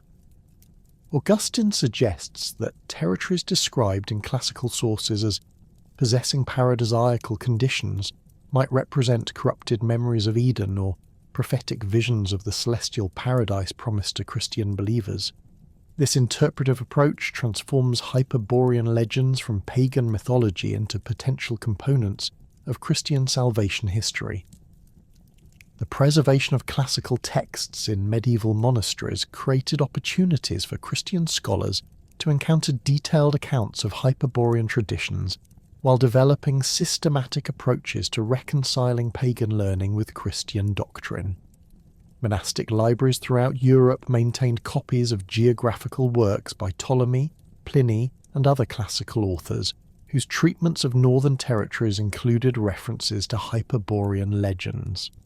Medieval librarians and copyists preserved these texts not for their mythological content, but for their practical geographical information, which proved valuable for understanding the territories where Christian missionary activities were expanding during the early medieval period. Isidore of Seville's Etymologies, completed during the early 7th century, represents the most systematic medieval attempt to synthesize classical geographical knowledge with Christian cosmological understanding. Isidore's treatment of northern European territories incorporates information derived from classical sources while reinterpreting legendary accounts within Christian frameworks that emphasize divine providence and moral instruction. His description of northern regions beyond Scythia acknowledges classical references to territories possessing unusual climatic conditions but attributes these phenomena to divine intervention rather than natural geographical processes or pagan religious influences. The bishop's geographical methodology demonstrates sophisticated techniques for extracting useful information from pagan sources while avoiding their problematic religious implications. Isidore systematically separates empirical geographical data from mythological interpretations, preserving classical knowledge about Northern European peoples, territories, and natural phenomena, while rejecting explanations that involve pagan deities or supernatural forces. His account of northern regions includes detailed information about Germanic and Scandinavian peoples, derived from classical ethnographic sources, but presents their cultural achievements as products of divine providence rather than pagan religious traditions. Isidore's treatment of the Riparian Mountains illustrates his approach to reconciling classical geographical accounts with Christian cosmology. Classical sources had described these legendary mountains as forming the northern boundary of the inhabited world, beyond which lay territories associated with Hyperborean legends. Isidore acknowledges the geographical reality of northern European mountain ranges, while reinterpreting their significance within Christian frameworks that emphasize God's role in establishing natural boundaries and climatic zones.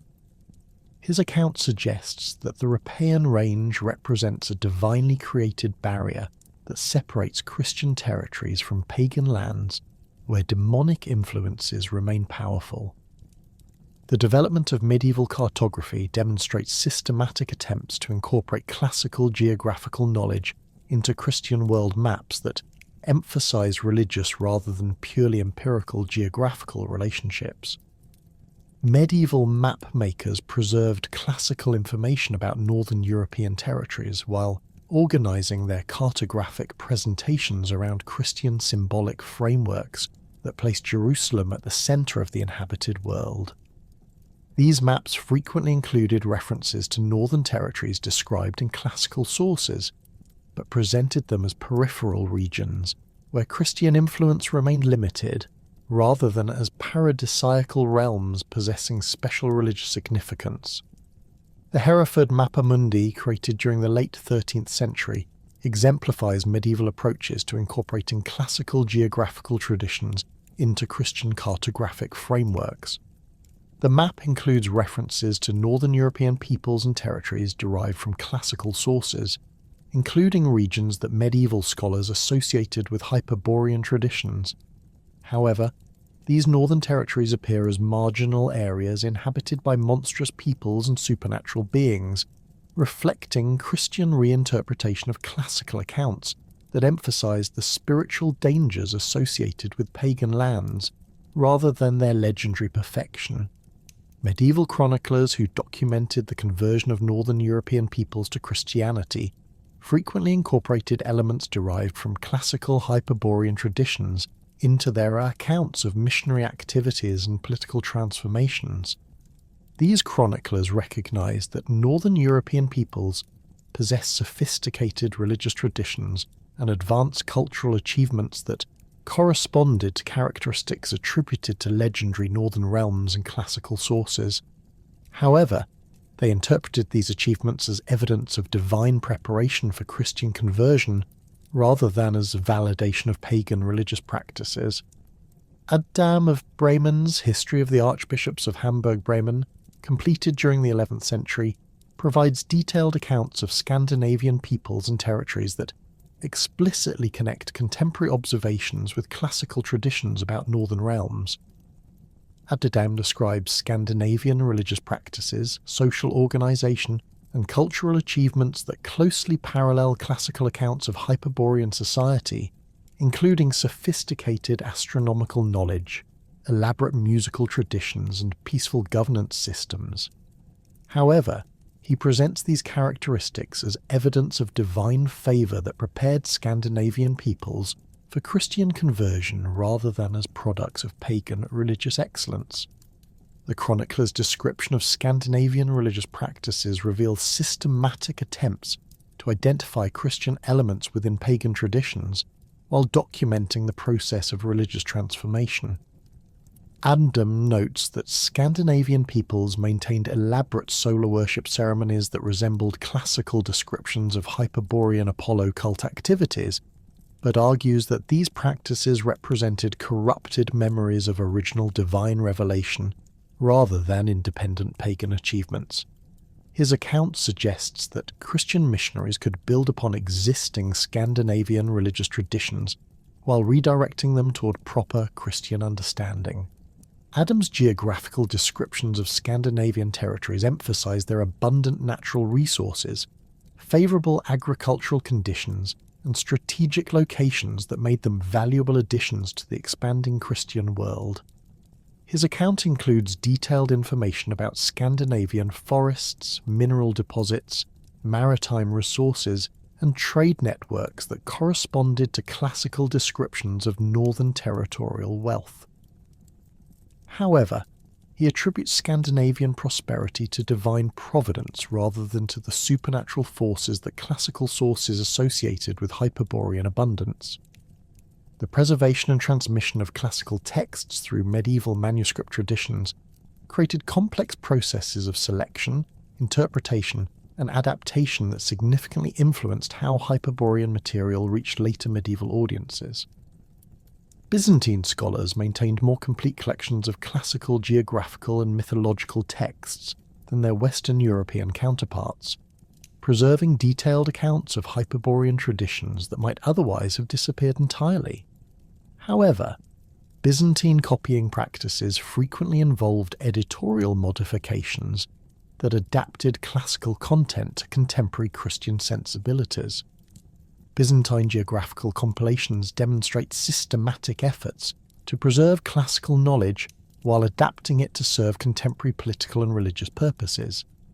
The Ethnica, attributed to Stephanus of Byzantium, preserves numerous classical references to Hyperborean traditions, but presents them within frameworks that emphasize their historical rather than religious significance. Byzantine editors frequently added commentary that explained classical mythological references in terms of historical allegory, suggesting that ancient poets had used fictional accounts to preserve memories of actual historical events and geographical realities.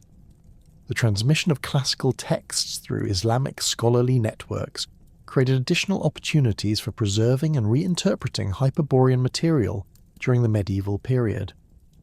Islamic geographers and historians who translated classical Greek texts into Arabic encountered detailed accounts of northern European territories and peoples that included references to Hyperborean traditions.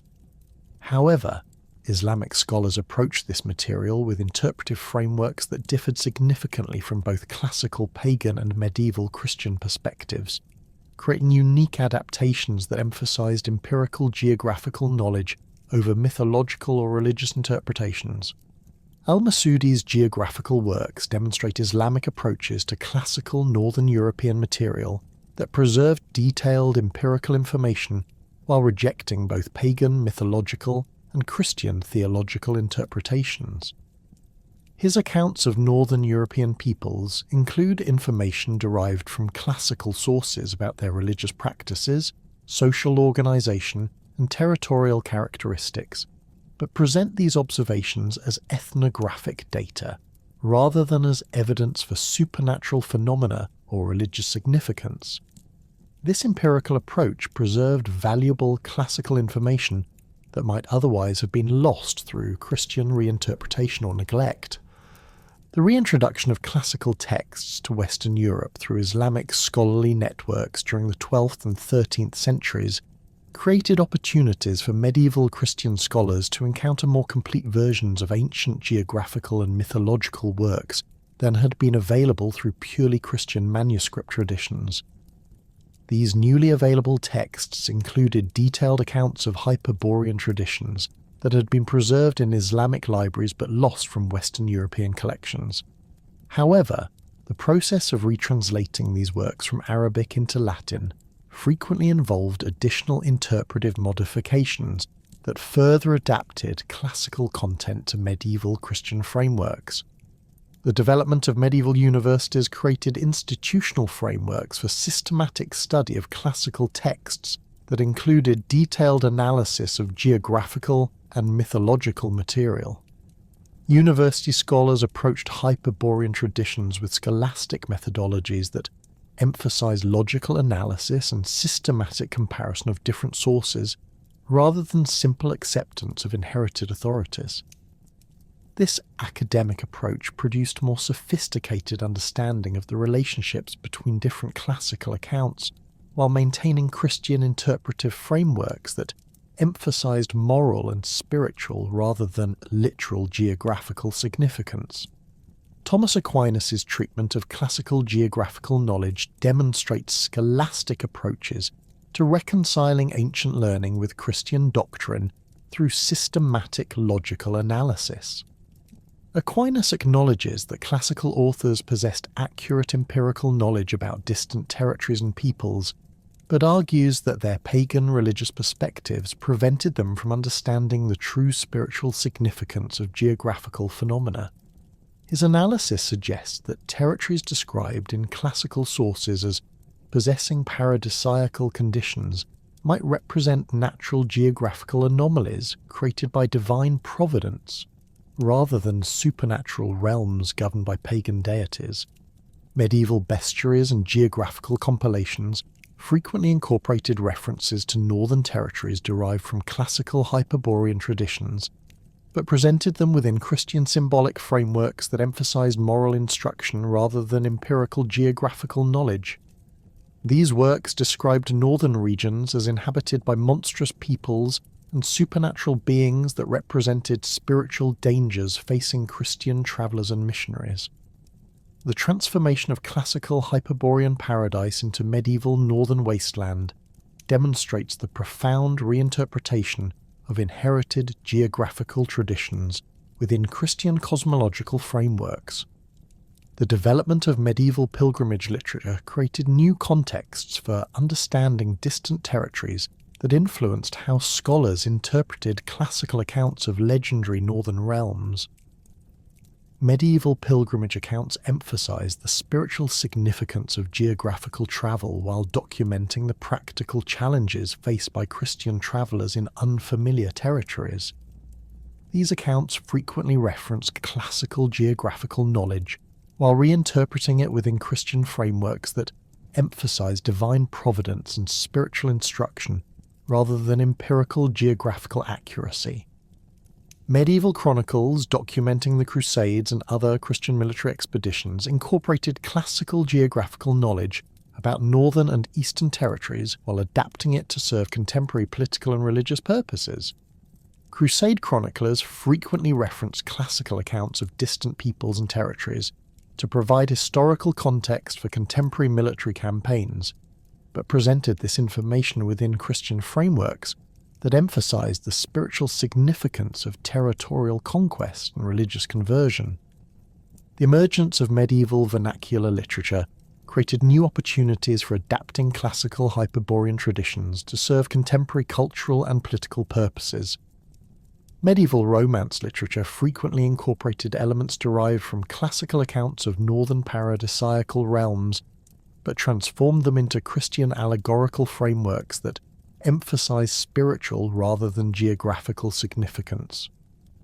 These literary adaptations demonstrate the continued cultural influence of classical Hyperborean traditions while illustrating their transformation within medieval Christian contexts. Medieval Arthurian literature reveals systematic incorporation of elements derived from classical Hyperborean traditions into Christian chivalric frameworks that emphasize moral instruction and spiritual development. Medieval Romance authors created northern territories possessing characteristics reminiscent of classical Hyperborean descriptions, including perpetual spring, abundant natural resources, and inhabitants possessing supernatural abilities. However, these literary territories served as settings for Christian moral instruction rather than as geographical realities or pagan religious centres. The development of medieval historical writing created systematic approaches to evaluating classical accounts of distant territories and peoples that influenced how scholars interpreted Hyperborean traditions. medieval historians developed methodological frameworks for distinguishing between reliable historical information and fictional or allegorical material in classical sources.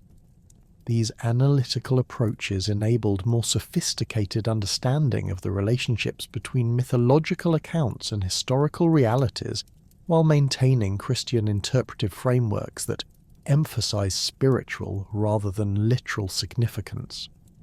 Medieval missionary accounts from northern European territories provided contemporary observational data that could be compared with classical descriptions of northern peoples and their cultural characteristics. Christian missionaries working among Scandinavian, Germanic, and Slavic populations documented religious practices, social organization, and cultural achievements that corresponded to elements found in classical Hyperborean accounts. However, missionaries interpreted these observations as evidence of divine preparation for Christian conversion, rather than as validation of pagan religious traditions or classical mythological accounts. The intellectual revolution that swept through 15th and 16th century Europe fundamentally transformed how scholars approached classical antiquity, creating unprecedented opportunities for rediscovering and reinterpreting ancient texts that had remained largely inaccessible during the medieval period.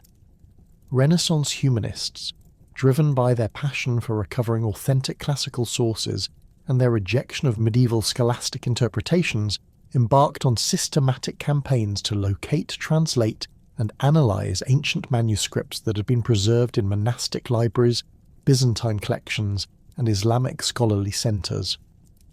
This philological revolution brought renewed attention to classical geographical and mythological texts that contained detailed accounts of Hyperborean traditions, enabling Renaissance scholars to encounter these ancient sources with fresh interpretive perspectives freed from medieval Christian allegorical frameworks. The rediscovery of complete manuscripts of Ptolemy's geography during the early 15th century provided Renaissance cartographers and geographical theorists with detailed classical accounts of northern European territories that included systematic discussions of legendary realms like Hyperborea. Ptolemaic geographical coordinates and regional descriptions offered Renaissance scholars mathematical frameworks for analysing ancient claims about northern territories while providing empirical standards for evaluating mythological accounts against observable geographical realities. Humanist scholars approached these newly available texts with methodological rigour that emphasised textual criticism, comparative analysis, and empirical verification, rather than the allegorical interpretation that had characterised medieval treatments of classical sources. Marsilio Ficino's translations of Platonic and Neoplatonic texts introduced Renaissance scholars to sophisticated ancient philosophical frameworks for understanding the relationships between mythological accounts and metaphysical realities. Ficino's interpretation of Platonic geography suggested that legendary territories like Hyperborea might represent archetypal realms that existed within spiritual dimensions while maintaining connections to physical geographical locations. This Neoplatonic approach enabled Renaissance scholars to take classical Hyperborean accounts seriously as sources of genuine knowledge, while avoiding literal geographical interpretations that contradicted contemporary empirical observations. The development of Renaissance printing technology revolutionized the dissemination of classical texts containing Hyperborean material, making detailed ancient sources available to scholars throughout Europe rather than limiting access to the few individuals who could examine rare manuscripts in monastic or university libraries. Aldus Manutius and other pioneering Renaissance publishers produced affordable editions of classical, geographical, and mythological works that enabled widespread scholarly engagement with ancient Hyperborean traditions. The printing revolution created scholarly communities that could engage in systematic comparative analysis of different classical sources while developing increasingly sophisticated interpretive methodologies. Giovanni Pico della Mirandola's approach to ancient wisdom traditions established influential frameworks for understanding how classical mythological accounts might preserve genuine knowledge about spiritual and natural realities despite their apparently fictional presentations. Pico's analysis of ancient theological and philosophical traditions suggested that pagan poets and philosophers had deliberately concealed profound truths within mythological narratives to protect sacred knowledge from profane misunderstanding.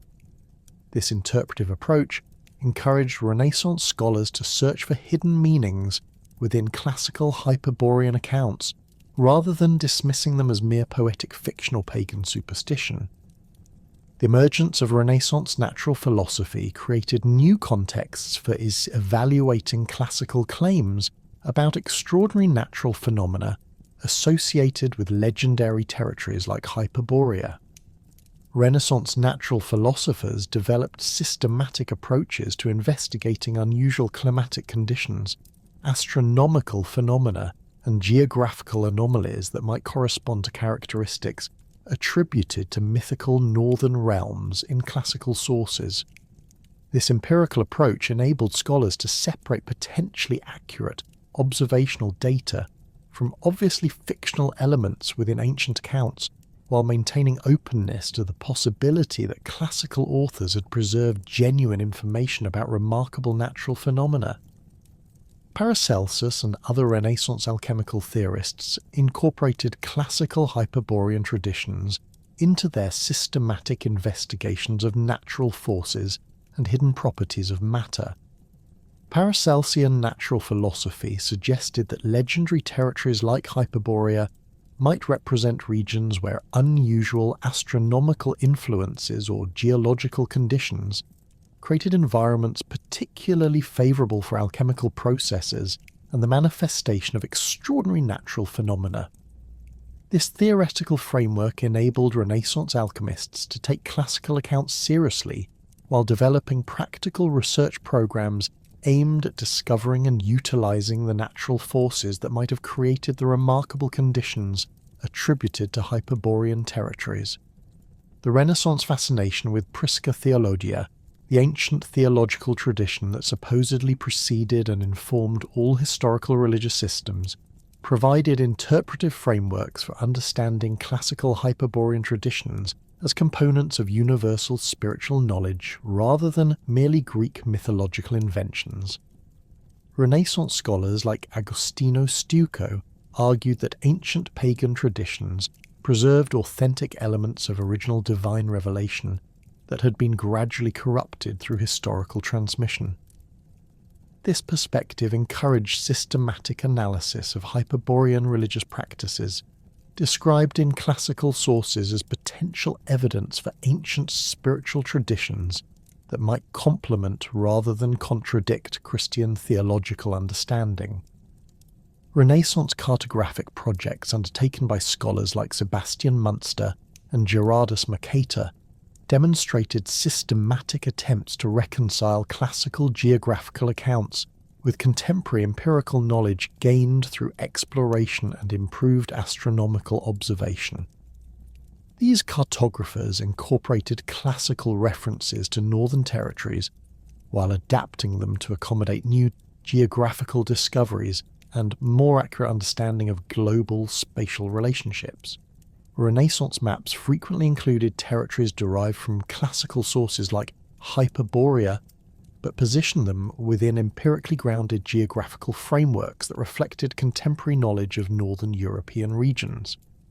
The influence of classical Hyperborean traditions on Renaissance exploration narratives becomes particularly evident in accounts of northern voyages that explicitly referenced ancient sources while describing contemporary discoveries. Renaissance explorers and their chroniclers frequently compared newly encountered territories with classical descriptions of legendary northern realms, seeking to identify modern geographical locations that might correspond to ancient accounts. These comparative analyses influenced how Renaissance Europeans interpreted their encounters with northern peoples and territories, while providing frameworks for understanding the relationship between classical learning and contemporary empirical observation. Martin Frobisher's expeditions to the Arctic regions during the 1570s generated detailed accounts that explicitly referenced classical traditions about northern territories while documenting contemporary observations of Arctic conditions and indigenous populations.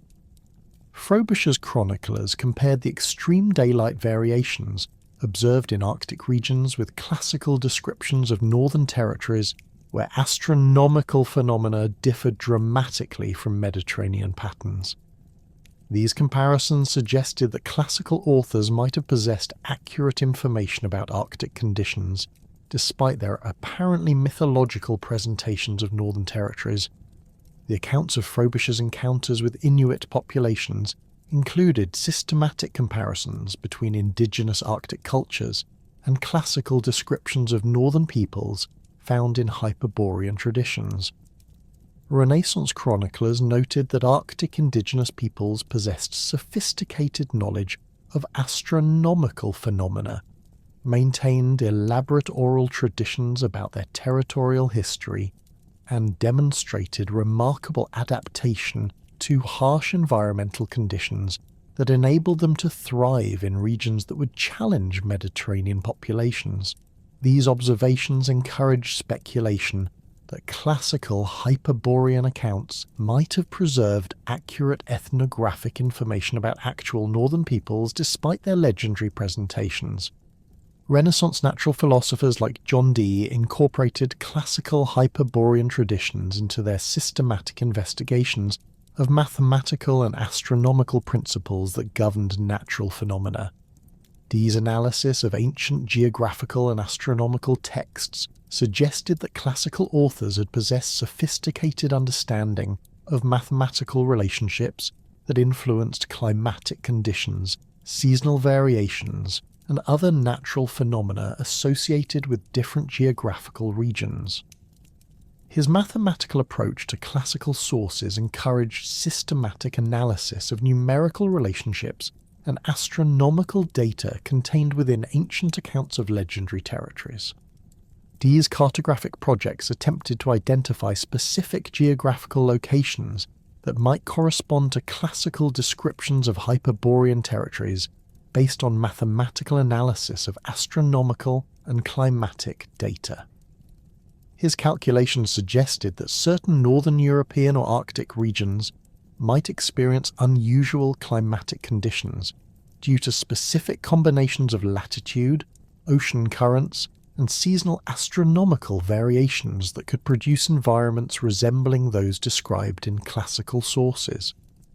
This mathematical approach enabled Renaissance scholars to take classical geographical claims seriously while subjecting them to empirical verification through contemporary observational data. The development of Renaissance occult philosophy created systematic frameworks for understanding how legendary territories like Hyperborea might exist within spiritual or astral dimensions while maintaining connections to physical geographical locations.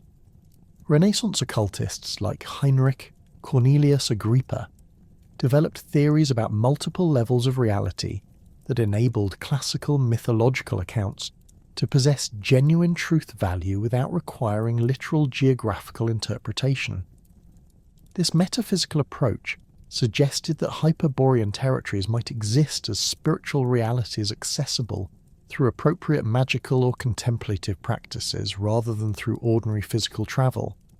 Agrippan occult geography proposed that legendary territories described in classical sources represented regions where spiritual forces manifested more directly within the physical world due to favourable astronomical influences or special geographical conditions. This theoretical framework suggested that classical accounts of Hyperborean paradise might describe actual locations where the boundary between spiritual and physical realms became more permeable, enabling inhabitants to experience conditions that transcended normal natural limitations. Renaissance occultists developed practical techniques for accessing these spiritual territories through ceremonial magic, contemplative practices, and astrological timing that corresponded to the astronomical conditions associated with legendary northern realms. The influence of Renaissance Hermeticism on geographical speculation created additional frameworks for understanding classical, Hyperborean traditions as components of ancient wisdom traditions that preserved genuine knowledge about natural and spiritual realities. Hermetic philosophy suggested that ancient civilizations had possessed comprehensive understanding of natural forces and spiritual principles that enabled them to create ideal social and environmental conditions resembling those described in classical accounts of legendary territories. This perspective encouraged Renaissance scholars to study classical sources as repositories of practical knowledge that might be recovered and applied to contemporary problems. Renaissance alchemical geography, influenced by Hermetic principles, proposed that certain geographical locations possessed unusual concentrations of spiritual forces or natural energies that created environments particularly favourable for human development and spiritual achievement.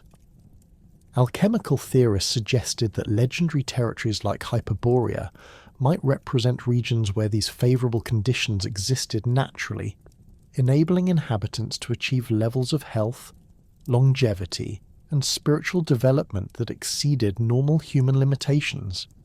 This theoretical framework encouraged systematic investigation of geographical factors that might influence human well-being and social development. The printing revolution's impact on disseminating classical Hyperborean literature extended beyond merely making ancient texts more widely available to include systematic scholarly commentary that developed increasingly sophisticated interpretive approaches. Renaissance editions of classical, geographical, and mythological works frequently included extensive annotations, comparative analyses, and critical discussions that demonstrated the intellectual frameworks Renaissance scholars brought to ancient sources. These scholarly commentaries reveal the complex processes through which humanist scholars adapted classical material to serve contemporary intellectual and cultural purposes. Erasmus's editorial work on classical texts established methodological standards for textual criticism that influenced how Renaissance scholars approached ancient accounts of legendary territories like Hyperborea. Erasmian philological methods emphasized the importance of comparing different manuscript traditions, analyzing linguistic variations, and understanding historical contexts that might have influenced how ancient authors presented their material. This rigorous textual criticism enabled Renaissance scholars to distinguish between authentic classical content and later medieval additions or modifications that might have altered original meanings. The development of Renaissance comparative mythology created systematic approaches to analysing similarities between classical Hyperborean traditions and mythological accounts from other cultural traditions. Renaissance scholars noted that Northern European folklore, Celtic legendary traditions, and Germanic mythological accounts contained elements that corresponded to characteristics attributed to Hyperborean territories in classical sources. These comparative analyses suggested that classical Hyperborean accounts might have preserved memories of actual cultural exchanges between Mediterranean civilizations and Northern European peoples, rather than representing purely fictional literary creations. Conrad Gessner's encyclopedic approach to natural history demonstrated systematic attempts to reconcile classical accounts of extraordinary natural phenomena with contemporary empirical observation and analysis. Gessner's treatment of Northern European territories included detailed discussions of classical sources that described unusual climatic conditions, remarkable natural resources, and extraordinary wildlife associated with legendary northern realms. His scholarly methodology combined respect for classical authorities with empirical skepticism that required contemporary verification of ancient claims through direct observation or reliable contemporary testimony. The influence of Renaissance humanist scholarship on early modern cartography created systematic approaches to incorporating classical geographical knowledge into contemporary maps while adapting ancient sources to accommodate new discoveries and improved understanding of global spatial relationships. Renaissance cartographers developed techniques for representing legendary territories derived from classical sources within empirically grounded geographical frameworks that reflected contemporary knowledge while acknowledging the historical and cultural significance of inherited traditions.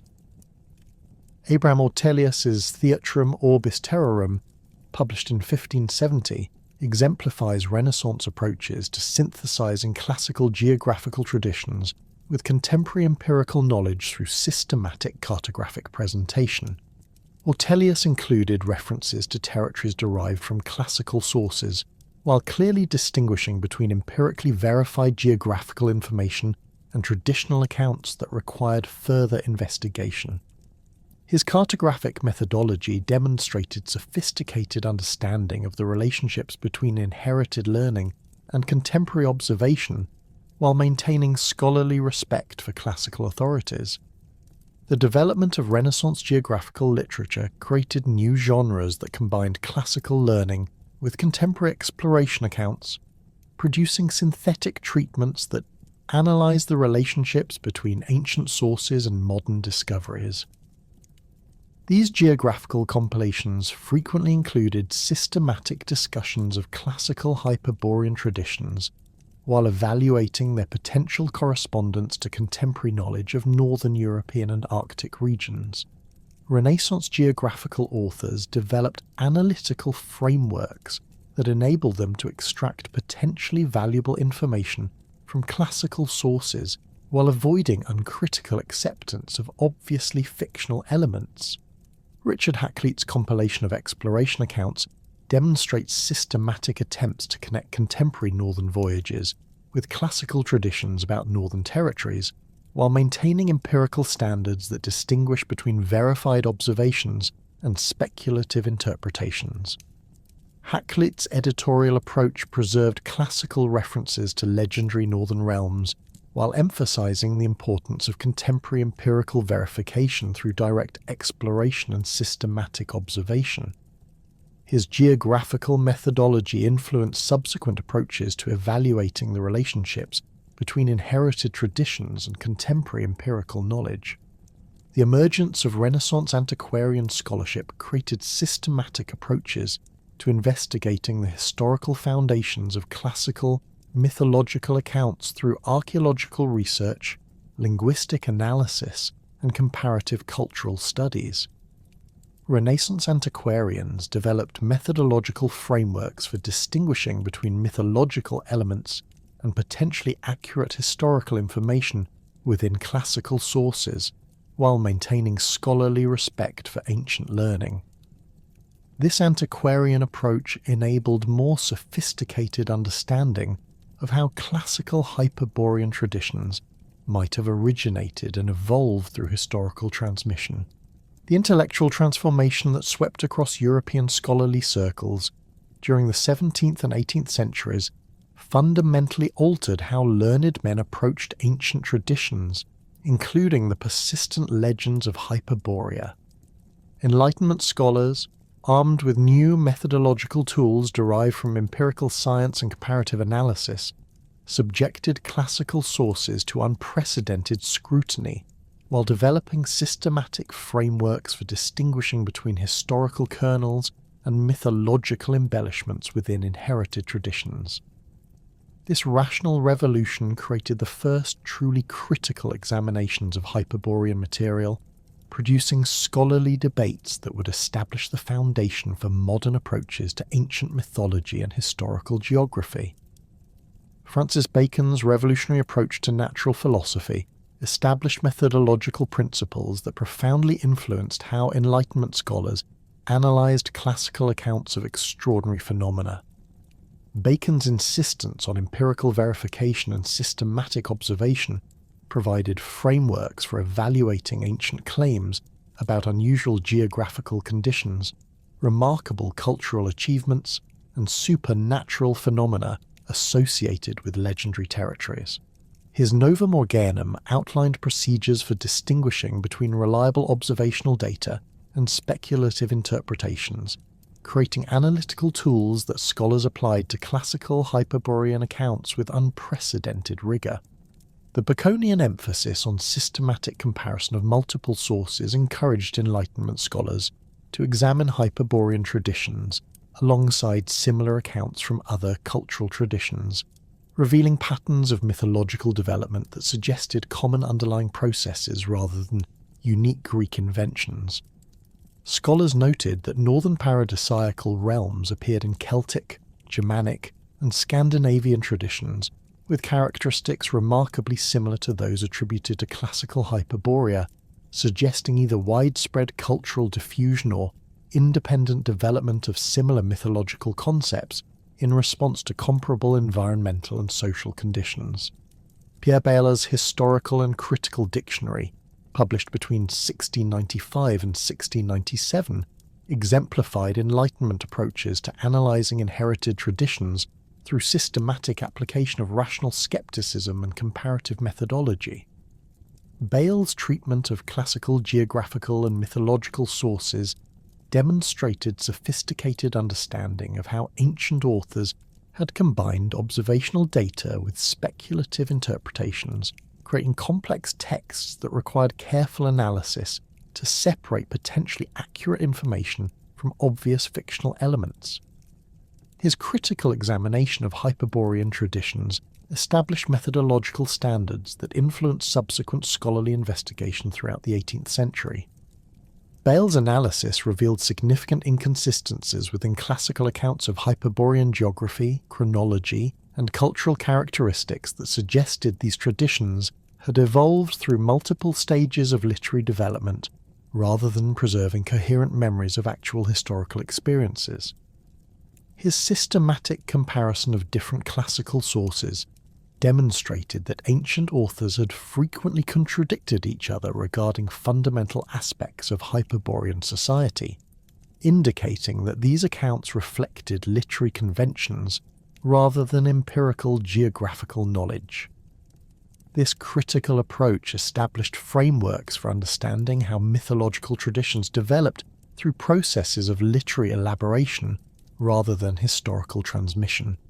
The emergence of comparative philology during the early 18th century provided Enlightenment scholars with powerful tools for analysing the linguistic relationships between different cultural traditions that contained similar mythological elements. Scholars like Gottfried Wilhelm Leibniz developed systematic approaches to comparing mythological terminology across different Indo-European languages, revealing patterns of linguistic relationship that suggested common origins for apparently distinct cultural traditions. These philological investigations indicated that Hyperborean-type myths appeared throughout Northern European cultures with sufficient linguistic similarity to suggest either common inheritance from shared ancestral traditions or systematic cultural borrowing between related peoples. Leibniz's analysis of Northern European mythological terminology revealed that words associated with paradisiacal northern realms shared common etymological roots across Germanic, Celtic, and Scandinavian languages, suggesting that these traditions preserved memories of shared cultural experiences rather than representing independent literary inventions. His comparative linguistic research indicated that ancient Northern European peoples had maintained consistent conceptual frameworks for understanding ideal, territorial conditions and perfect social organisation, creating mythological traditions that classical Greek authors had encountered and adapted for Mediterranean audiences. The development of Enlightenment natural history created systematic frameworks for evaluating classical claims about extraordinary natural phenomena associated with legendary territories like Hyperborea. Natural historians like Georges-Louis Leclerc, Comte de Buffon, applied empirical methodologies to analysing ancient accounts of unusual climatic conditions, remarkable biological phenomena, and extraordinary geological formations that classical sources associated with northern paradisiacal realms. This scientific approach enabled scholars to identify potentially accurate observational data within mythological accounts while explaining apparently supernatural phenomena through natural causes. Buffon's systematic analysis of Northern European climatic patterns revealed that specific geographical locations could indeed experience unusually temperate conditions despite their high latitudes due to oceanic influences, geothermal activity, or favourable topographical arrangements that moderated harsh weather systems. His research suggested that classical accounts of perpetual spring in northern territories might have preserved accurate observations of actual geographical anomalies rather than representing purely fictional literary creations. This scientific validation of certain Hyperborean characteristics encouraged more nuanced approaches to evaluating mythological traditions that acknowledged the possibility of empirical foundations beneath legendary presentations. The systematic investigation of northern European archaeological sites during the 18th century provided unprecedented empirical evidence for evaluating classical claims about advanced northern civilizations that might have inspired Hyperborean traditions. Archaeological discoveries throughout Scandinavia, northern Germany, and the British Isles revealed sophisticated Bronze Age and Iron Age cultures that possessed advanced metallurgical skills, elaborate religious installations, and complex social organization systems that corresponded to characteristics attributed to legendary northern realms in classical sources. The excavation of megalithic monuments throughout northern Europe demonstrated that ancient northern peoples had possessed sophisticated astronomical knowledge and engineering capabilities that enabled them to construct elaborate religious installations requiring precise mathematical calculations and coordinated social organization.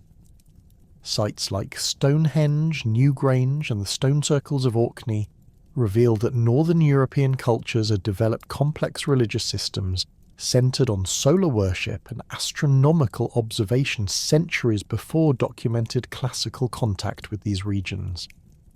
These archaeological discoveries provided empirical support for classical claims about advanced northern civilizations, while suggesting natural explanations for the remarkable cultural achievements attributed to Hyperborean society. Voltaire's approach to analysing historical traditions through rational criticism and systematic comparison established influential frameworks for distinguishing between potentially accurate historical information and obvious mythological embellishment within inherited sources. His essay on the manners and spirit of nations demonstrated sophisticated understanding of how cultural traditions evolved through processes of literary elaboration, political manipulation, and religious interpretation that could significantly alter original historical content. Voltaire's methodology encouraged systematic analysis of the social and political contexts that might have influenced how ancient authors presented their accounts of distant territories and peoples.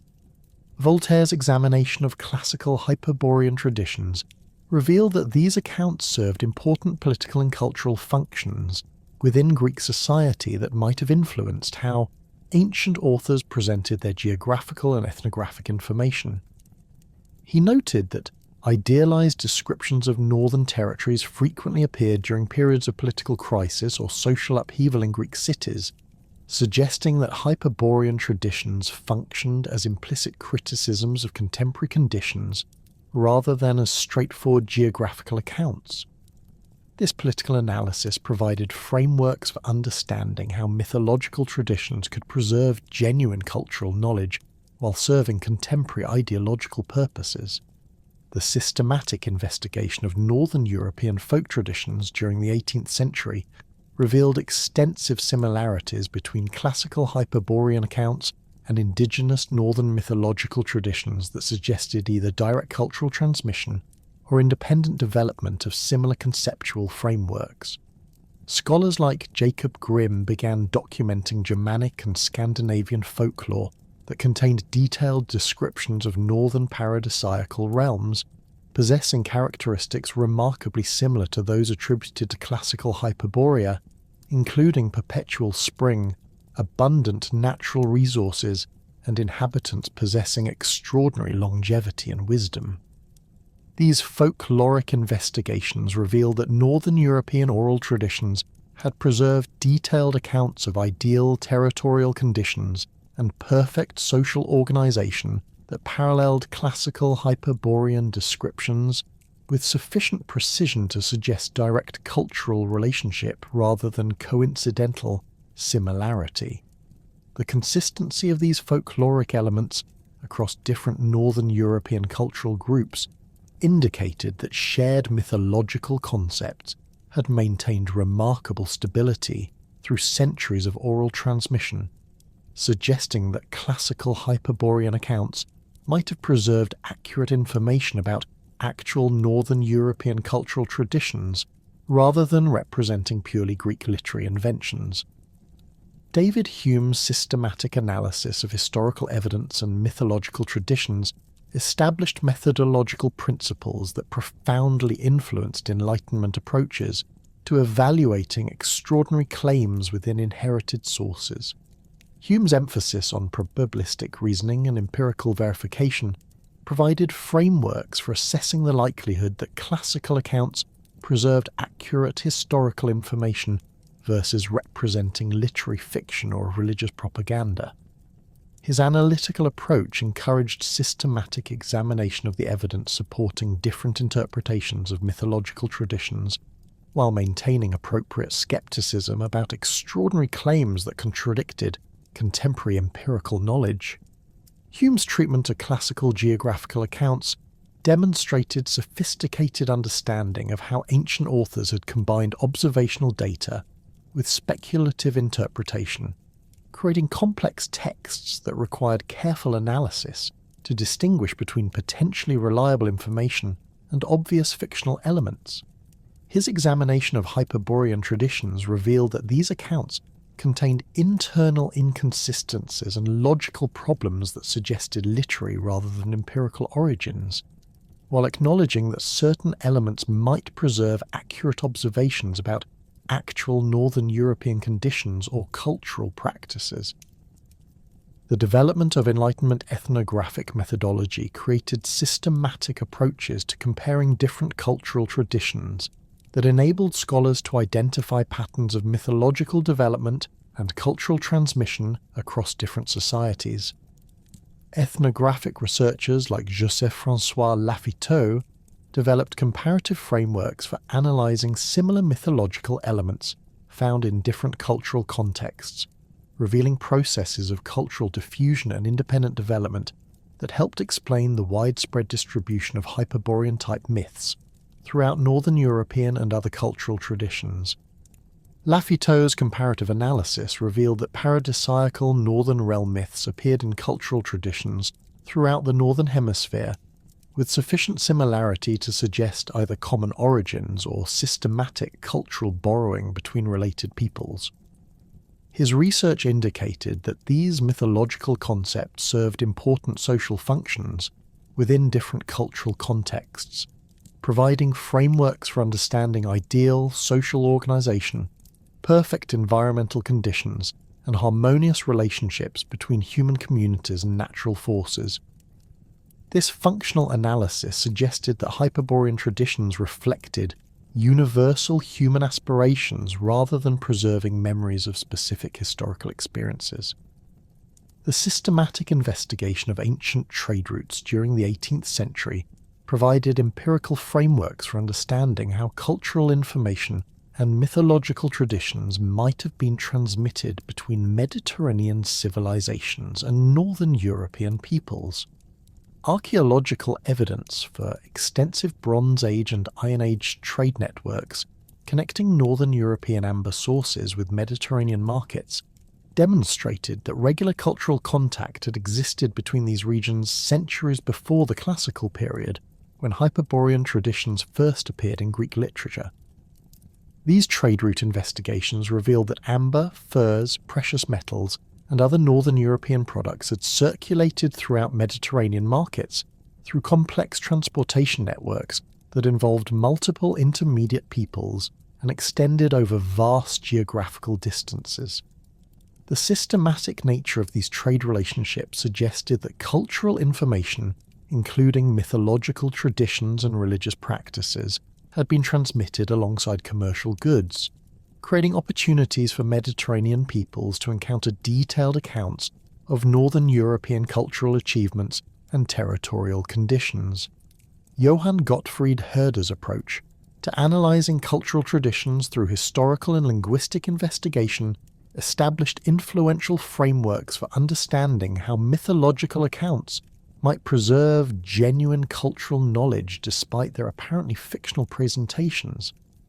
Herder's emphasis on the historical development of cultural concepts encouraged systematic examination of how mythological traditions evolved through processes of cultural transmission, literary adaptation, and social interpretation that could significantly alter original content while preserving essential elements.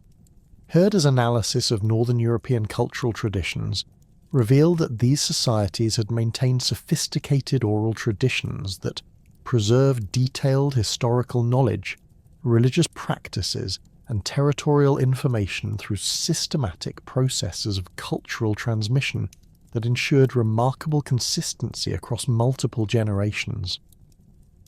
His research suggested that classical Hyperborean accounts might have preserved accurate information about actual Northern European cultural achievements that Greek authors had encountered through trade contacts or diplomatic relationships, even though this information had been adapted to serve Mediterranean literary and political purposes. The emergence of systematic archaeological methodology during the late 18th century provided unprecedented empirical evidence for evaluating classical claims about advanced ancient civilizations in Northern European territories. Archaeological investigations revealed that Northern European peoples had developed sophisticated metallurgical techniques, elaborate religious installations, and complex social organization systems during the Bronze Age and Iron Age periods that corresponded to cultural achievements attributed to Hyperborean society in classical sources. The discovery of advanced astronomical instruments, precise mathematical calculations embedded in megalithic monuments, and sophisticated artistic traditions throughout Northern European archaeological sites demonstrated that ancient northern peoples had possessed technological and intellectual capabilities that approached or exceeded those found in contemporary Mediterranean civilizations. These archaeological discoveries provided empirical support for classical claims about remarkable northern cultural achievements, while suggesting that Hyperborean traditions might have preserved accurate information about actual historical societies rather than representing purely mythological inventions. The systematic analysis of classical sources through comparative textual criticism revealed that ancient authors had frequently incorporated information derived from multiple sources when constructing their accounts of distant territories and peoples. Scholars noted that detailed geographical descriptions, ethnographic observations, and cultural information found in classical Hyperborean accounts often corresponded to empirical data that could be verified through contemporary investigation, suggesting that ancient authors had access to reliable informants who possessed direct knowledge of Northern European conditions and cultural practices. This textual analysis indicated that classical Hyperborean traditions represented complex syntheses of observational data, cultural interpretation, and literary elaboration rather than simple fictional inventions or pure mythological speculation. The presence of verifiable empirical information within these accounts suggested that ancient Mediterranean peoples had maintained more extensive knowledge of Northern European territories and peoples than previous scholars had recognized, creating possibilities for recovering genuine historical information through careful analysis of mythological sources. The development of Enlightenment theories about cultural diffusion and historical development provided systematic frameworks for understanding how advanced civilizations might have emerged in Northern European territories and subsequently influenced Mediterranean cultural development. Scholars proposed that Northern European peoples might have developed sophisticated cultural achievements independently of Mediterranean influence, creating advanced societies that could have served as models for the idealized civilizations described in classical Hyperborean accounts. These diffusionist theories suggested that cultural achievements traditionally attributed to Mediterranean civilizations might have originated in Northern European contexts and subsequently spread southward through trade contacts and cultural exchange networks. This theoretical framework encouraged systematic investigation of Northern European archaeological evidence, while providing alternative explanations for the remarkable cultural achievements attributed to legendary northern realms and classical sources. The revolutionary archaeological discoveries of the 19th and 20th centuries fundamentally transformed scholarly understanding of ancient northern European civilizations, providing unprecedented empirical evidence that challenged traditional assumptions about the cultural sophistication of pre-Roman northern peoples. Heinrich Schliemann's pioneering excavations at Troy during the 1870s established methodological precedents for systematic archaeological investigation that subsequent researchers applied to northern European sites with remarkable results. The meticulous documentation techniques developed by German and Scandinavian archaeologists revealed complex Bronze Age and Iron Age societies throughout northern Europe that possessed technological capabilities, artistic achievements, and social organization systems far more advanced than classical sources had suggested.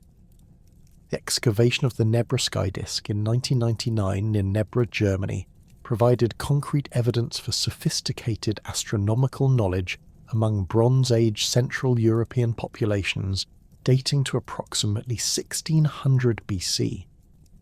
This bronze artifact, measuring 32 centimeters in diameter and weighing over 2 kilograms, displays intricate astronomical symbols, including solar and lunar representations, stellar configurations, and seasonal markers that demonstrate advanced understanding of celestial mechanics.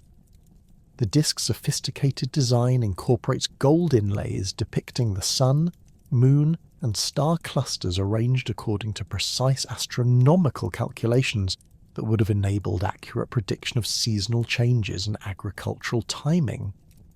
Chemical analysis of the bronze composition revealed that the raw materials originated from multiple European sources, indicating extensive trade networks and technological cooperation between distant Bronze Age communities. The discovery of the Trundholm sun chariot in Denmark during 1902 revealed additional evidence for elaborate solar worship practices among Scandinavian Bronze Age populations. This remarkable bronze sculpture, dating to approximately 1400 BC, depicts a horse-drawn chariot carrying a large golden disc representing the sun across the heavens. The artifact's sophisticated metallurgical construction required advanced casting techniques and precise mathematical calculations to achieve the proper proportional relationships between its various components. Archaeological analysis revealed that the sun chariot was deliberately deposited in a bog as part of religious ceremonies, suggesting that Bronze Age Scandinavian peoples maintained elaborate ritual practices centered on solar deities whose characteristics paralleled those attributed to Apollo in classical Hyperborean accounts. Systematic excavation of megalithic monuments throughout northern Europe during the 20th century provided extensive evidence for advanced astronomical knowledge and engineering capabilities among Neolithic and Bronze Age populations. The investigation of Stonehenge revealed that this massive stone circle was constructed according to precise astronomical alignments that enabled accurate prediction of solar and lunar cycles across multiple centuries. Radiocarbon dating indicated that construction began around 3100 BC and continued through multiple phases until approximately 1600 BC, demonstrating sustained cultural continuity and accumulated technical knowledge across numerous generations. The monument's massive trilithons required sophisticated engineering techniques and coordinated social organisation involving hundreds of workers over extended periods. The Newgrange Passage tomb in Ireland, constructed around 3200 BC, demonstrates even more remarkable astronomical precision in its design and orientation. Archaeological investigation revealed that the monument's entrance passage and burial chamber were aligned with mathematical precision to emit sunlight only during the winter solstice sunrise, creating dramatic illumination effects that would have possessed profound religious significance for its builders. The structure's corbelled roof, constructed without mortar, has remained watertight for over 5 millennia, demonstrating engineering capabilities that rival modern construction techniques. Detailed analysis of the monument's decorative carvings revealed sophisticated geometric patterns and astronomical symbols that suggest advanced mathematical knowledge among its Neolithic builders. The excavation of Bronze Age burial sites throughout Scandinavia revealed extensive evidence for sophisticated metallurgical techniques and international trade relationships that connected Northern European populations with Mediterranean and Near Eastern civilizations.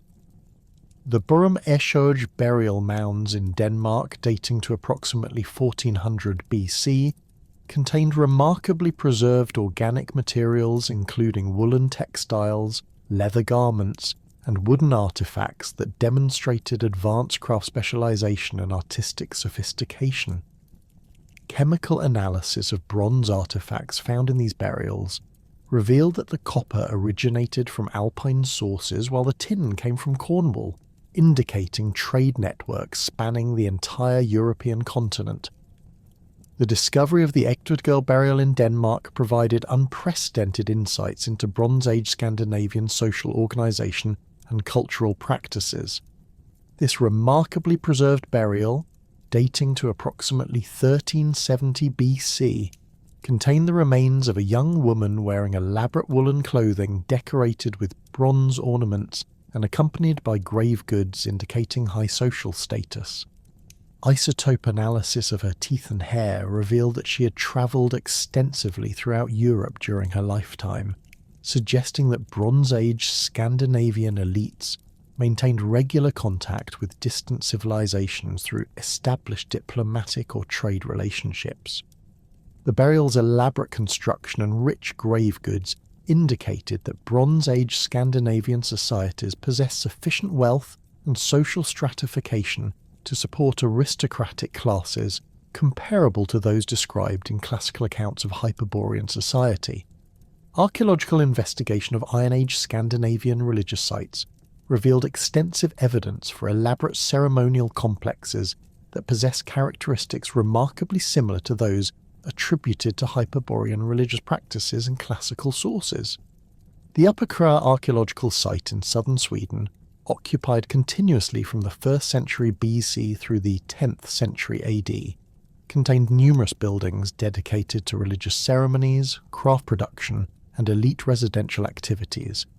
Excavations revealed extensive deposits of sacrificial offerings, including weapons, jewellery, and agricultural products that demonstrated the site's importance as a regional religious centre. The presence of Roman imports alongside locally produced luxury goods indicated that Iron Age Scandinavian religious communities maintained regular contact with Mediterranean civilizations while preserving distinctive Northern European cultural traditions. The discovery of bog bodies throughout Northern Europe provided dramatic evidence for sophisticated preservation techniques and elaborate ritual practices among Iron Age populations. The Tolland man, discovered in Denmark in 1950, was so remarkably preserved that archaeologists initially mistook him for a recent murder victim. Detailed forensic analysis revealed that this individual, who died around 400 BC, had been ritually strangled and deposited in the bog as part of religious ceremonies. The man's peaceful facial expression and carefully arranged body position suggested that he had been a willing participant in ritual sacrifice rather than a victim of violence. Similar bog body discoveries throughout Denmark, Germany and the Netherlands indicated that Iron Age Northern European peoples maintained consistent religious practices involving human sacrifice and ritual deposition over extended periods. The systematic investigation of Germanic and Celtic hill forts revealed sophisticated defensive installations and urban planning that demonstrated advanced military engineering and social organisation among Iron Age Northern European populations. The Hüneberg hill fort in southwestern Germany occupied during the 6th and 7th centuries BC, contained elaborate fortification systems constructed using Mediterranean architectural techniques alongside traditional Northern European building methods. Archaeological evidence revealed that the site's inhabitants maintained regular trade contact with Greek colonies while developing distinctive local cultural traditions that combined Mediterranean influences with indigenous Northern European elements. Comparative mythology studies initiated during the late 19th century by scholars like Max Müller revealed systematic patterns of mythological development across Indo-European cultures that suggested common origins for apparently distinct legendary traditions. Müller's analysis of solar mythology demonstrated that Northern European cultures possessed elaborate mythological systems centered on solar deities whose characteristics closely paralleled those attributed to Apollo in classical Hyperborean accounts. Germanic, Celtic, and Scandinavian mythological traditions consistently described northern paradisiacal realms where solar deities resided during winter months, creating mythological frameworks remarkably similar to classical descriptions of Apollo's Hyperborean sojourn. The linguistic analysis of Indo-European mythological terminology revealed extensive shared vocabulary relating to northern paradisiacal realms across different cultural traditions. Comparative philological research demonstrated that Germanic, Celtic, Slavic, and Baltic languages preserved common roots for words describing ideal territorial conditions, perfect social organization, and divine connections with northern regions. These linguistic similarities suggested either common inheritance from shared ancestral traditions or systematic cultural borrowing between related peoples over extended periods. The consistency of these mythological concepts across different Indo-European cultures indicated that Northern European peoples had maintained remarkably stable cultural traditions that preserved detailed knowledge about ideal social and environmental conditions. The systematic documentation of Northern European folk traditions during the 19th and 20th centuries revealed extensive oral literature that preserved detailed accounts of northern paradisiacal realms possessing characteristics virtually identical to those attributed to classical Hyperborea. The Brothers Grimm's collection of Germanic folk tales included numerous stories describing northern territories where perpetual spring prevailed, inhabitants enjoyed extraordinary longevity, and social harmony eliminated conflict and suffering. These folkloric accounts maintained remarkable consistency with classical Hyperborean descriptions, despite having been transmitted through independent oral traditions for over a millennium. Scandinavian folklore collected by scholars like Asbjornsen and Moe contained elaborate descriptions of northern realms inhabited by divine beings who possessed characteristics closely paralleling those attributed to Hyperborean populations in classical sources. These folkloric traditions described northern territories accessible only through dangerous journeys across hostile wilderness areas, where travellers encountered societies possessing advanced technological capabilities, sophisticated artistic traditions, and harmonious social organisation. The persistence of these folkloric elements across different Scandinavian cultural groups suggested that Northern European oral traditions had preserved accurate memories of advanced ancient civilizations despite centuries of cultural transformation. Modern climatological research has provided crucial insights into the paleoclimatic conditions that prevailed in Northern Europe during the periods when Hyperborean traditions allegedly originated. Ice core analysis from Greenland glaciers revealed detailed records of temperature and precipitation patterns extending back over 100,000 years, enabling precise reconstruction of climatic conditions during the Bronze Age and Iron Age periods, when advanced Northern European civilizations flourished. These paleoclimatic data indicated that Northern Europe experienced significantly warmer and more stable climatic conditions between approximately 2000 BC and 500 BC than those that prevail during subsequent historical periods.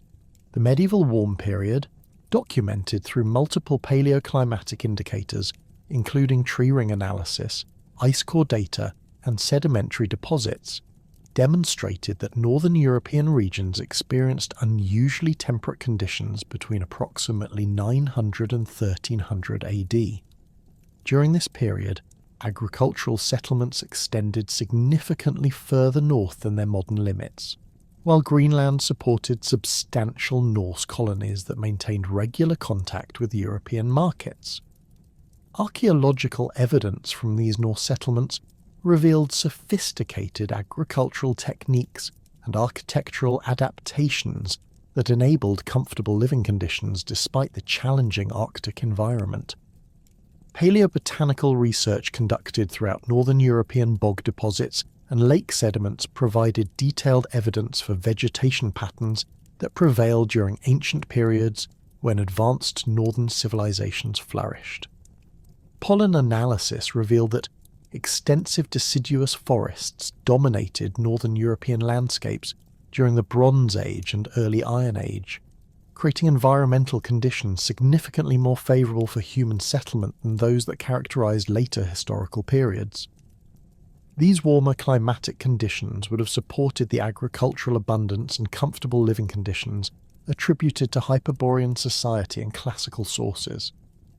The analysis of ancient tree ring patterns from preserved bog oaks throughout northern Europe revealed evidence for remarkably stable climatic conditions during the Bronze Age that would have enabled consistent agricultural production and sustained population growth. Dendrochronological data indicated that northern European regions experienced fewer climatic extremes and more predictable seasonal patterns during this period than those documented in subsequent historical records. These favourable environmental conditions would have provided the foundation for developing the advanced civilizations and cultural achievements that classical sources associated with Hyperborean territories. Contemporary scholarly consensus regarding the historical value of Hyperborean literature reflects sophisticated understanding of how mythological traditions can preserve genuine cultural knowledge despite their apparently fictional presentations. Modern anthropologists recognise that oral traditions frequently maintain remarkable accuracy when transmitting information about geographical conditions, cultural practices, and historical events across multiple generations. This recognition has encouraged systematic analysis of classical Hyperborean accounts as potential sources of empirical information about ancient northern European civilizations, rather than dismissing them as pure literary fiction. The development of ethno-archaeological methodology has provided frameworks for understanding how advanced ancient civilizations might have developed in northern European contexts without leaving extensive material remains that would survive in the archaeological record. Ethnographic studies of circumplar peoples demonstrate that sophisticated cultural achievements, including advanced astronomical knowledge, elaborate artistic traditions, and complex social organisation, can flourish in northern environments without requiring the monumental architecture and extensive material culture that characterises Mediterranean civilizations. This recognition suggests that classical accounts of advanced Hyperborean civilization might preserve accurate information about northern European cultural achievements that would not necessarily be preserved in archaeological contexts. Modern archaeological theory acknowledges that traditional approaches to investigating ancient civilizations have frequently underestimated the cultural sophistication of peoples who did not construct monumental architecture or develop extensive urban centres.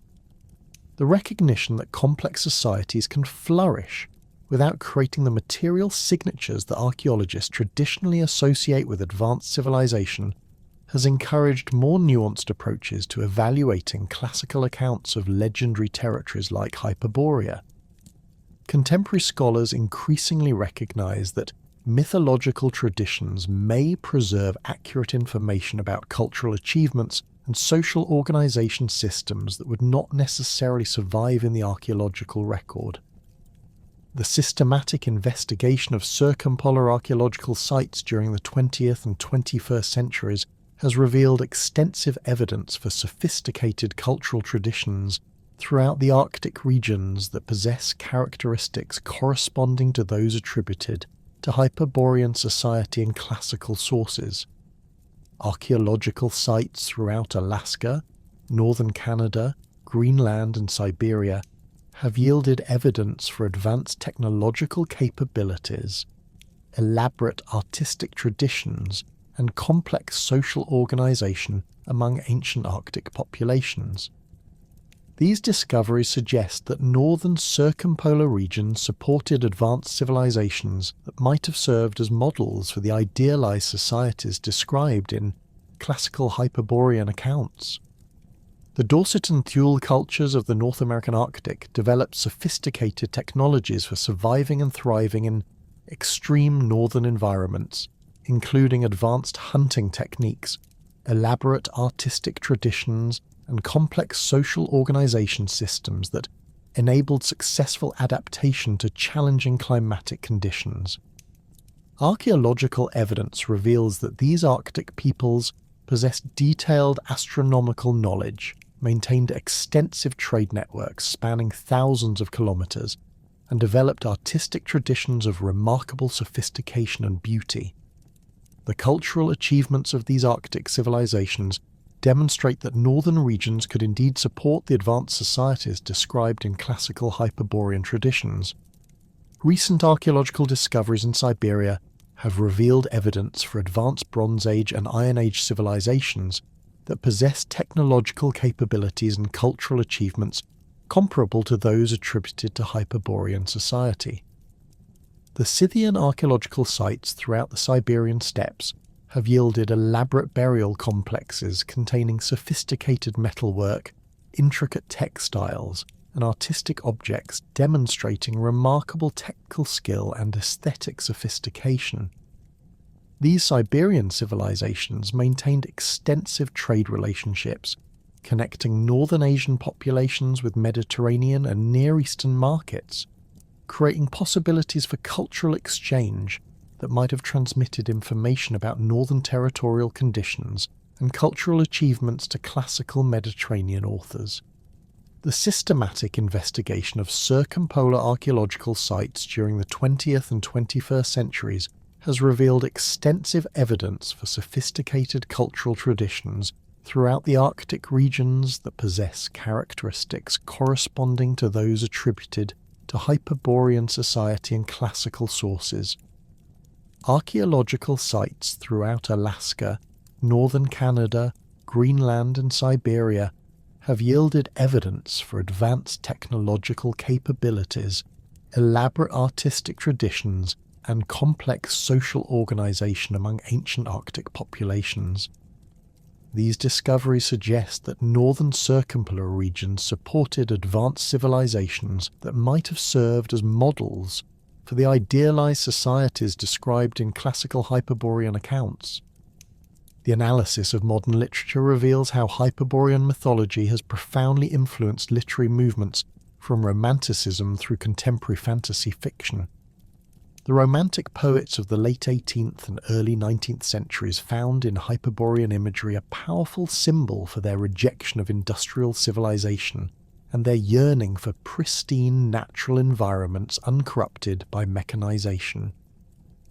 Samuel Taylor Coleridge's The Rime of the Ancient Mariner draws heavily upon northern mythological traditions, creating haunting landscapes that echo classical descriptions of territories beyond normal geographical boundaries. The poem's supernatural elements and extreme northern setting reflect romantic fascination with regions where natural laws might operate differently than in familiar European environments. Lord Byron's treatment of northern themes in works like Childe Harold's Pilgrimage demonstrates how romantic authors adapted classical Hyperborean imagery to express their disillusionment with contemporary European society.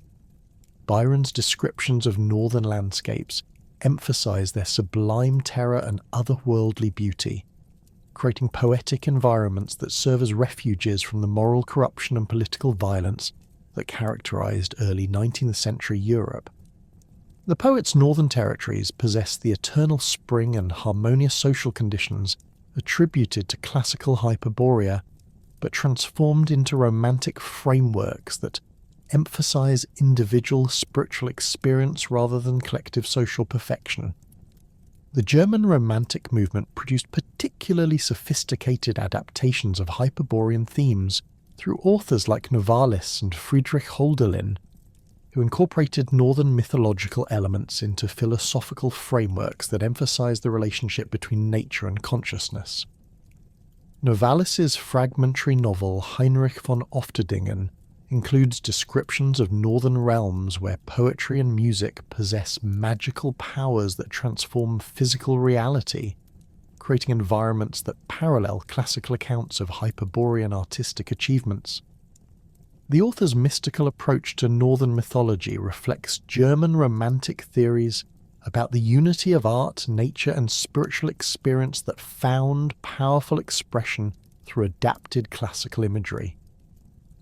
The Victorian fascination with Arctic exploration created new literary contexts for Hyperborean themes, as authors like Jules Verne and H. Rider Haggard incorporated northern mythological elements into adventure narratives that reflected contemporary geographical discoveries.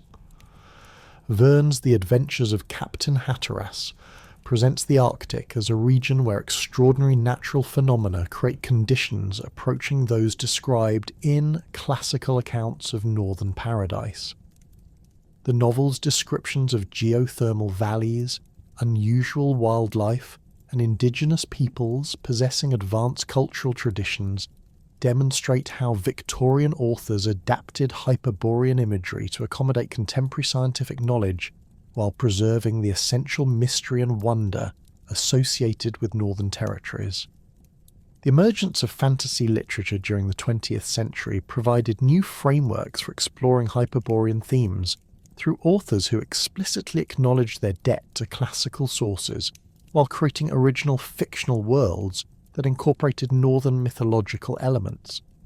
Robert E. Howard's Conan stories frequently reference Hyperborea as an ancient civilization that possessed advanced magical and technological capabilities before disappearing into legendary obscurity.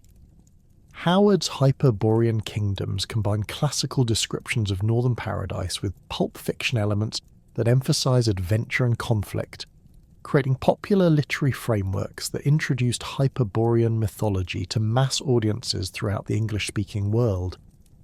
J.R.R. Tolkien's Middle-earth legendarium demonstrates sophisticated integration of northern European mythological traditions, including elements derived from classical Hyperborean accounts, into comprehensive fictional cosmologies that preserve the essential characteristics of ancient sources while adapting them for contemporary readers. Tolkien's Valinor possesses many characteristics attributed to classical Hyperborea, including perpetual spring, divine inhabitants, and freedom from death and suffering. The philologist's academic background enabled him to incorporate authentic mythological elements while creating original narratives that captured the spiritual significance of ancient northern traditions for modern audiences. The ongoing study of Hyperborean traditions demonstrates their enduring significance as windows into ancient cultural exchange, mythological development, and the human imagination's capacity to create powerful symbols that transcend their original historical contexts. From their origins in ancient Greek literature through their modern manifestations in popular culture and scholarly research, these northern legends continue to provide valuable insights into how societies create and maintain cultural meaning across historical boundaries. The persistence of Hyperborean imagery throughout different historical periods and cultural contexts reveals fundamental human concerns about ideal social organization, perfect environmental conditions, and harmonious relationships between human communities and divine forces. The scholarly consensus that has emerged from centuries of investigation acknowledges that Hyperborean traditions represent complex syntheses of empirical observation, cultural interpretation and mythological imagination, rather than simple fictional inventions or historical records. This understanding enables contemporary researchers to extract valuable information about ancient Northern European societies while recognizing the literary and cultural processes that shaped how this information was preserved and transmitted. The continued study of these traditions provides ongoing opportunities for understanding the relationships between mythology and history, the processes of cultural transmission, and the enduring human fascination with territories that exist beyond the boundaries of ordinary experience.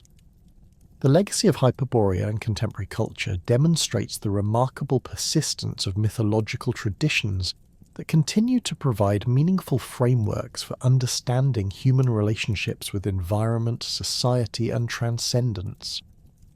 Whether encountered through scholarly analysis, literary adaptation, or popular entertainment, these ancient northern legends continue to offer powerful imagery for exploring contemporary concerns while preserving connections to the cultural achievements of ancient civilizations. The ongoing vitality of Hyperborean traditions in modern contexts suggests that these mythological frameworks address fundamental aspects of human experience that transcend specific historical periods or cultural boundaries, ensuring their continued relevance for future generations seeking to understand the complex relationships between imagination, history, and cultural meaning.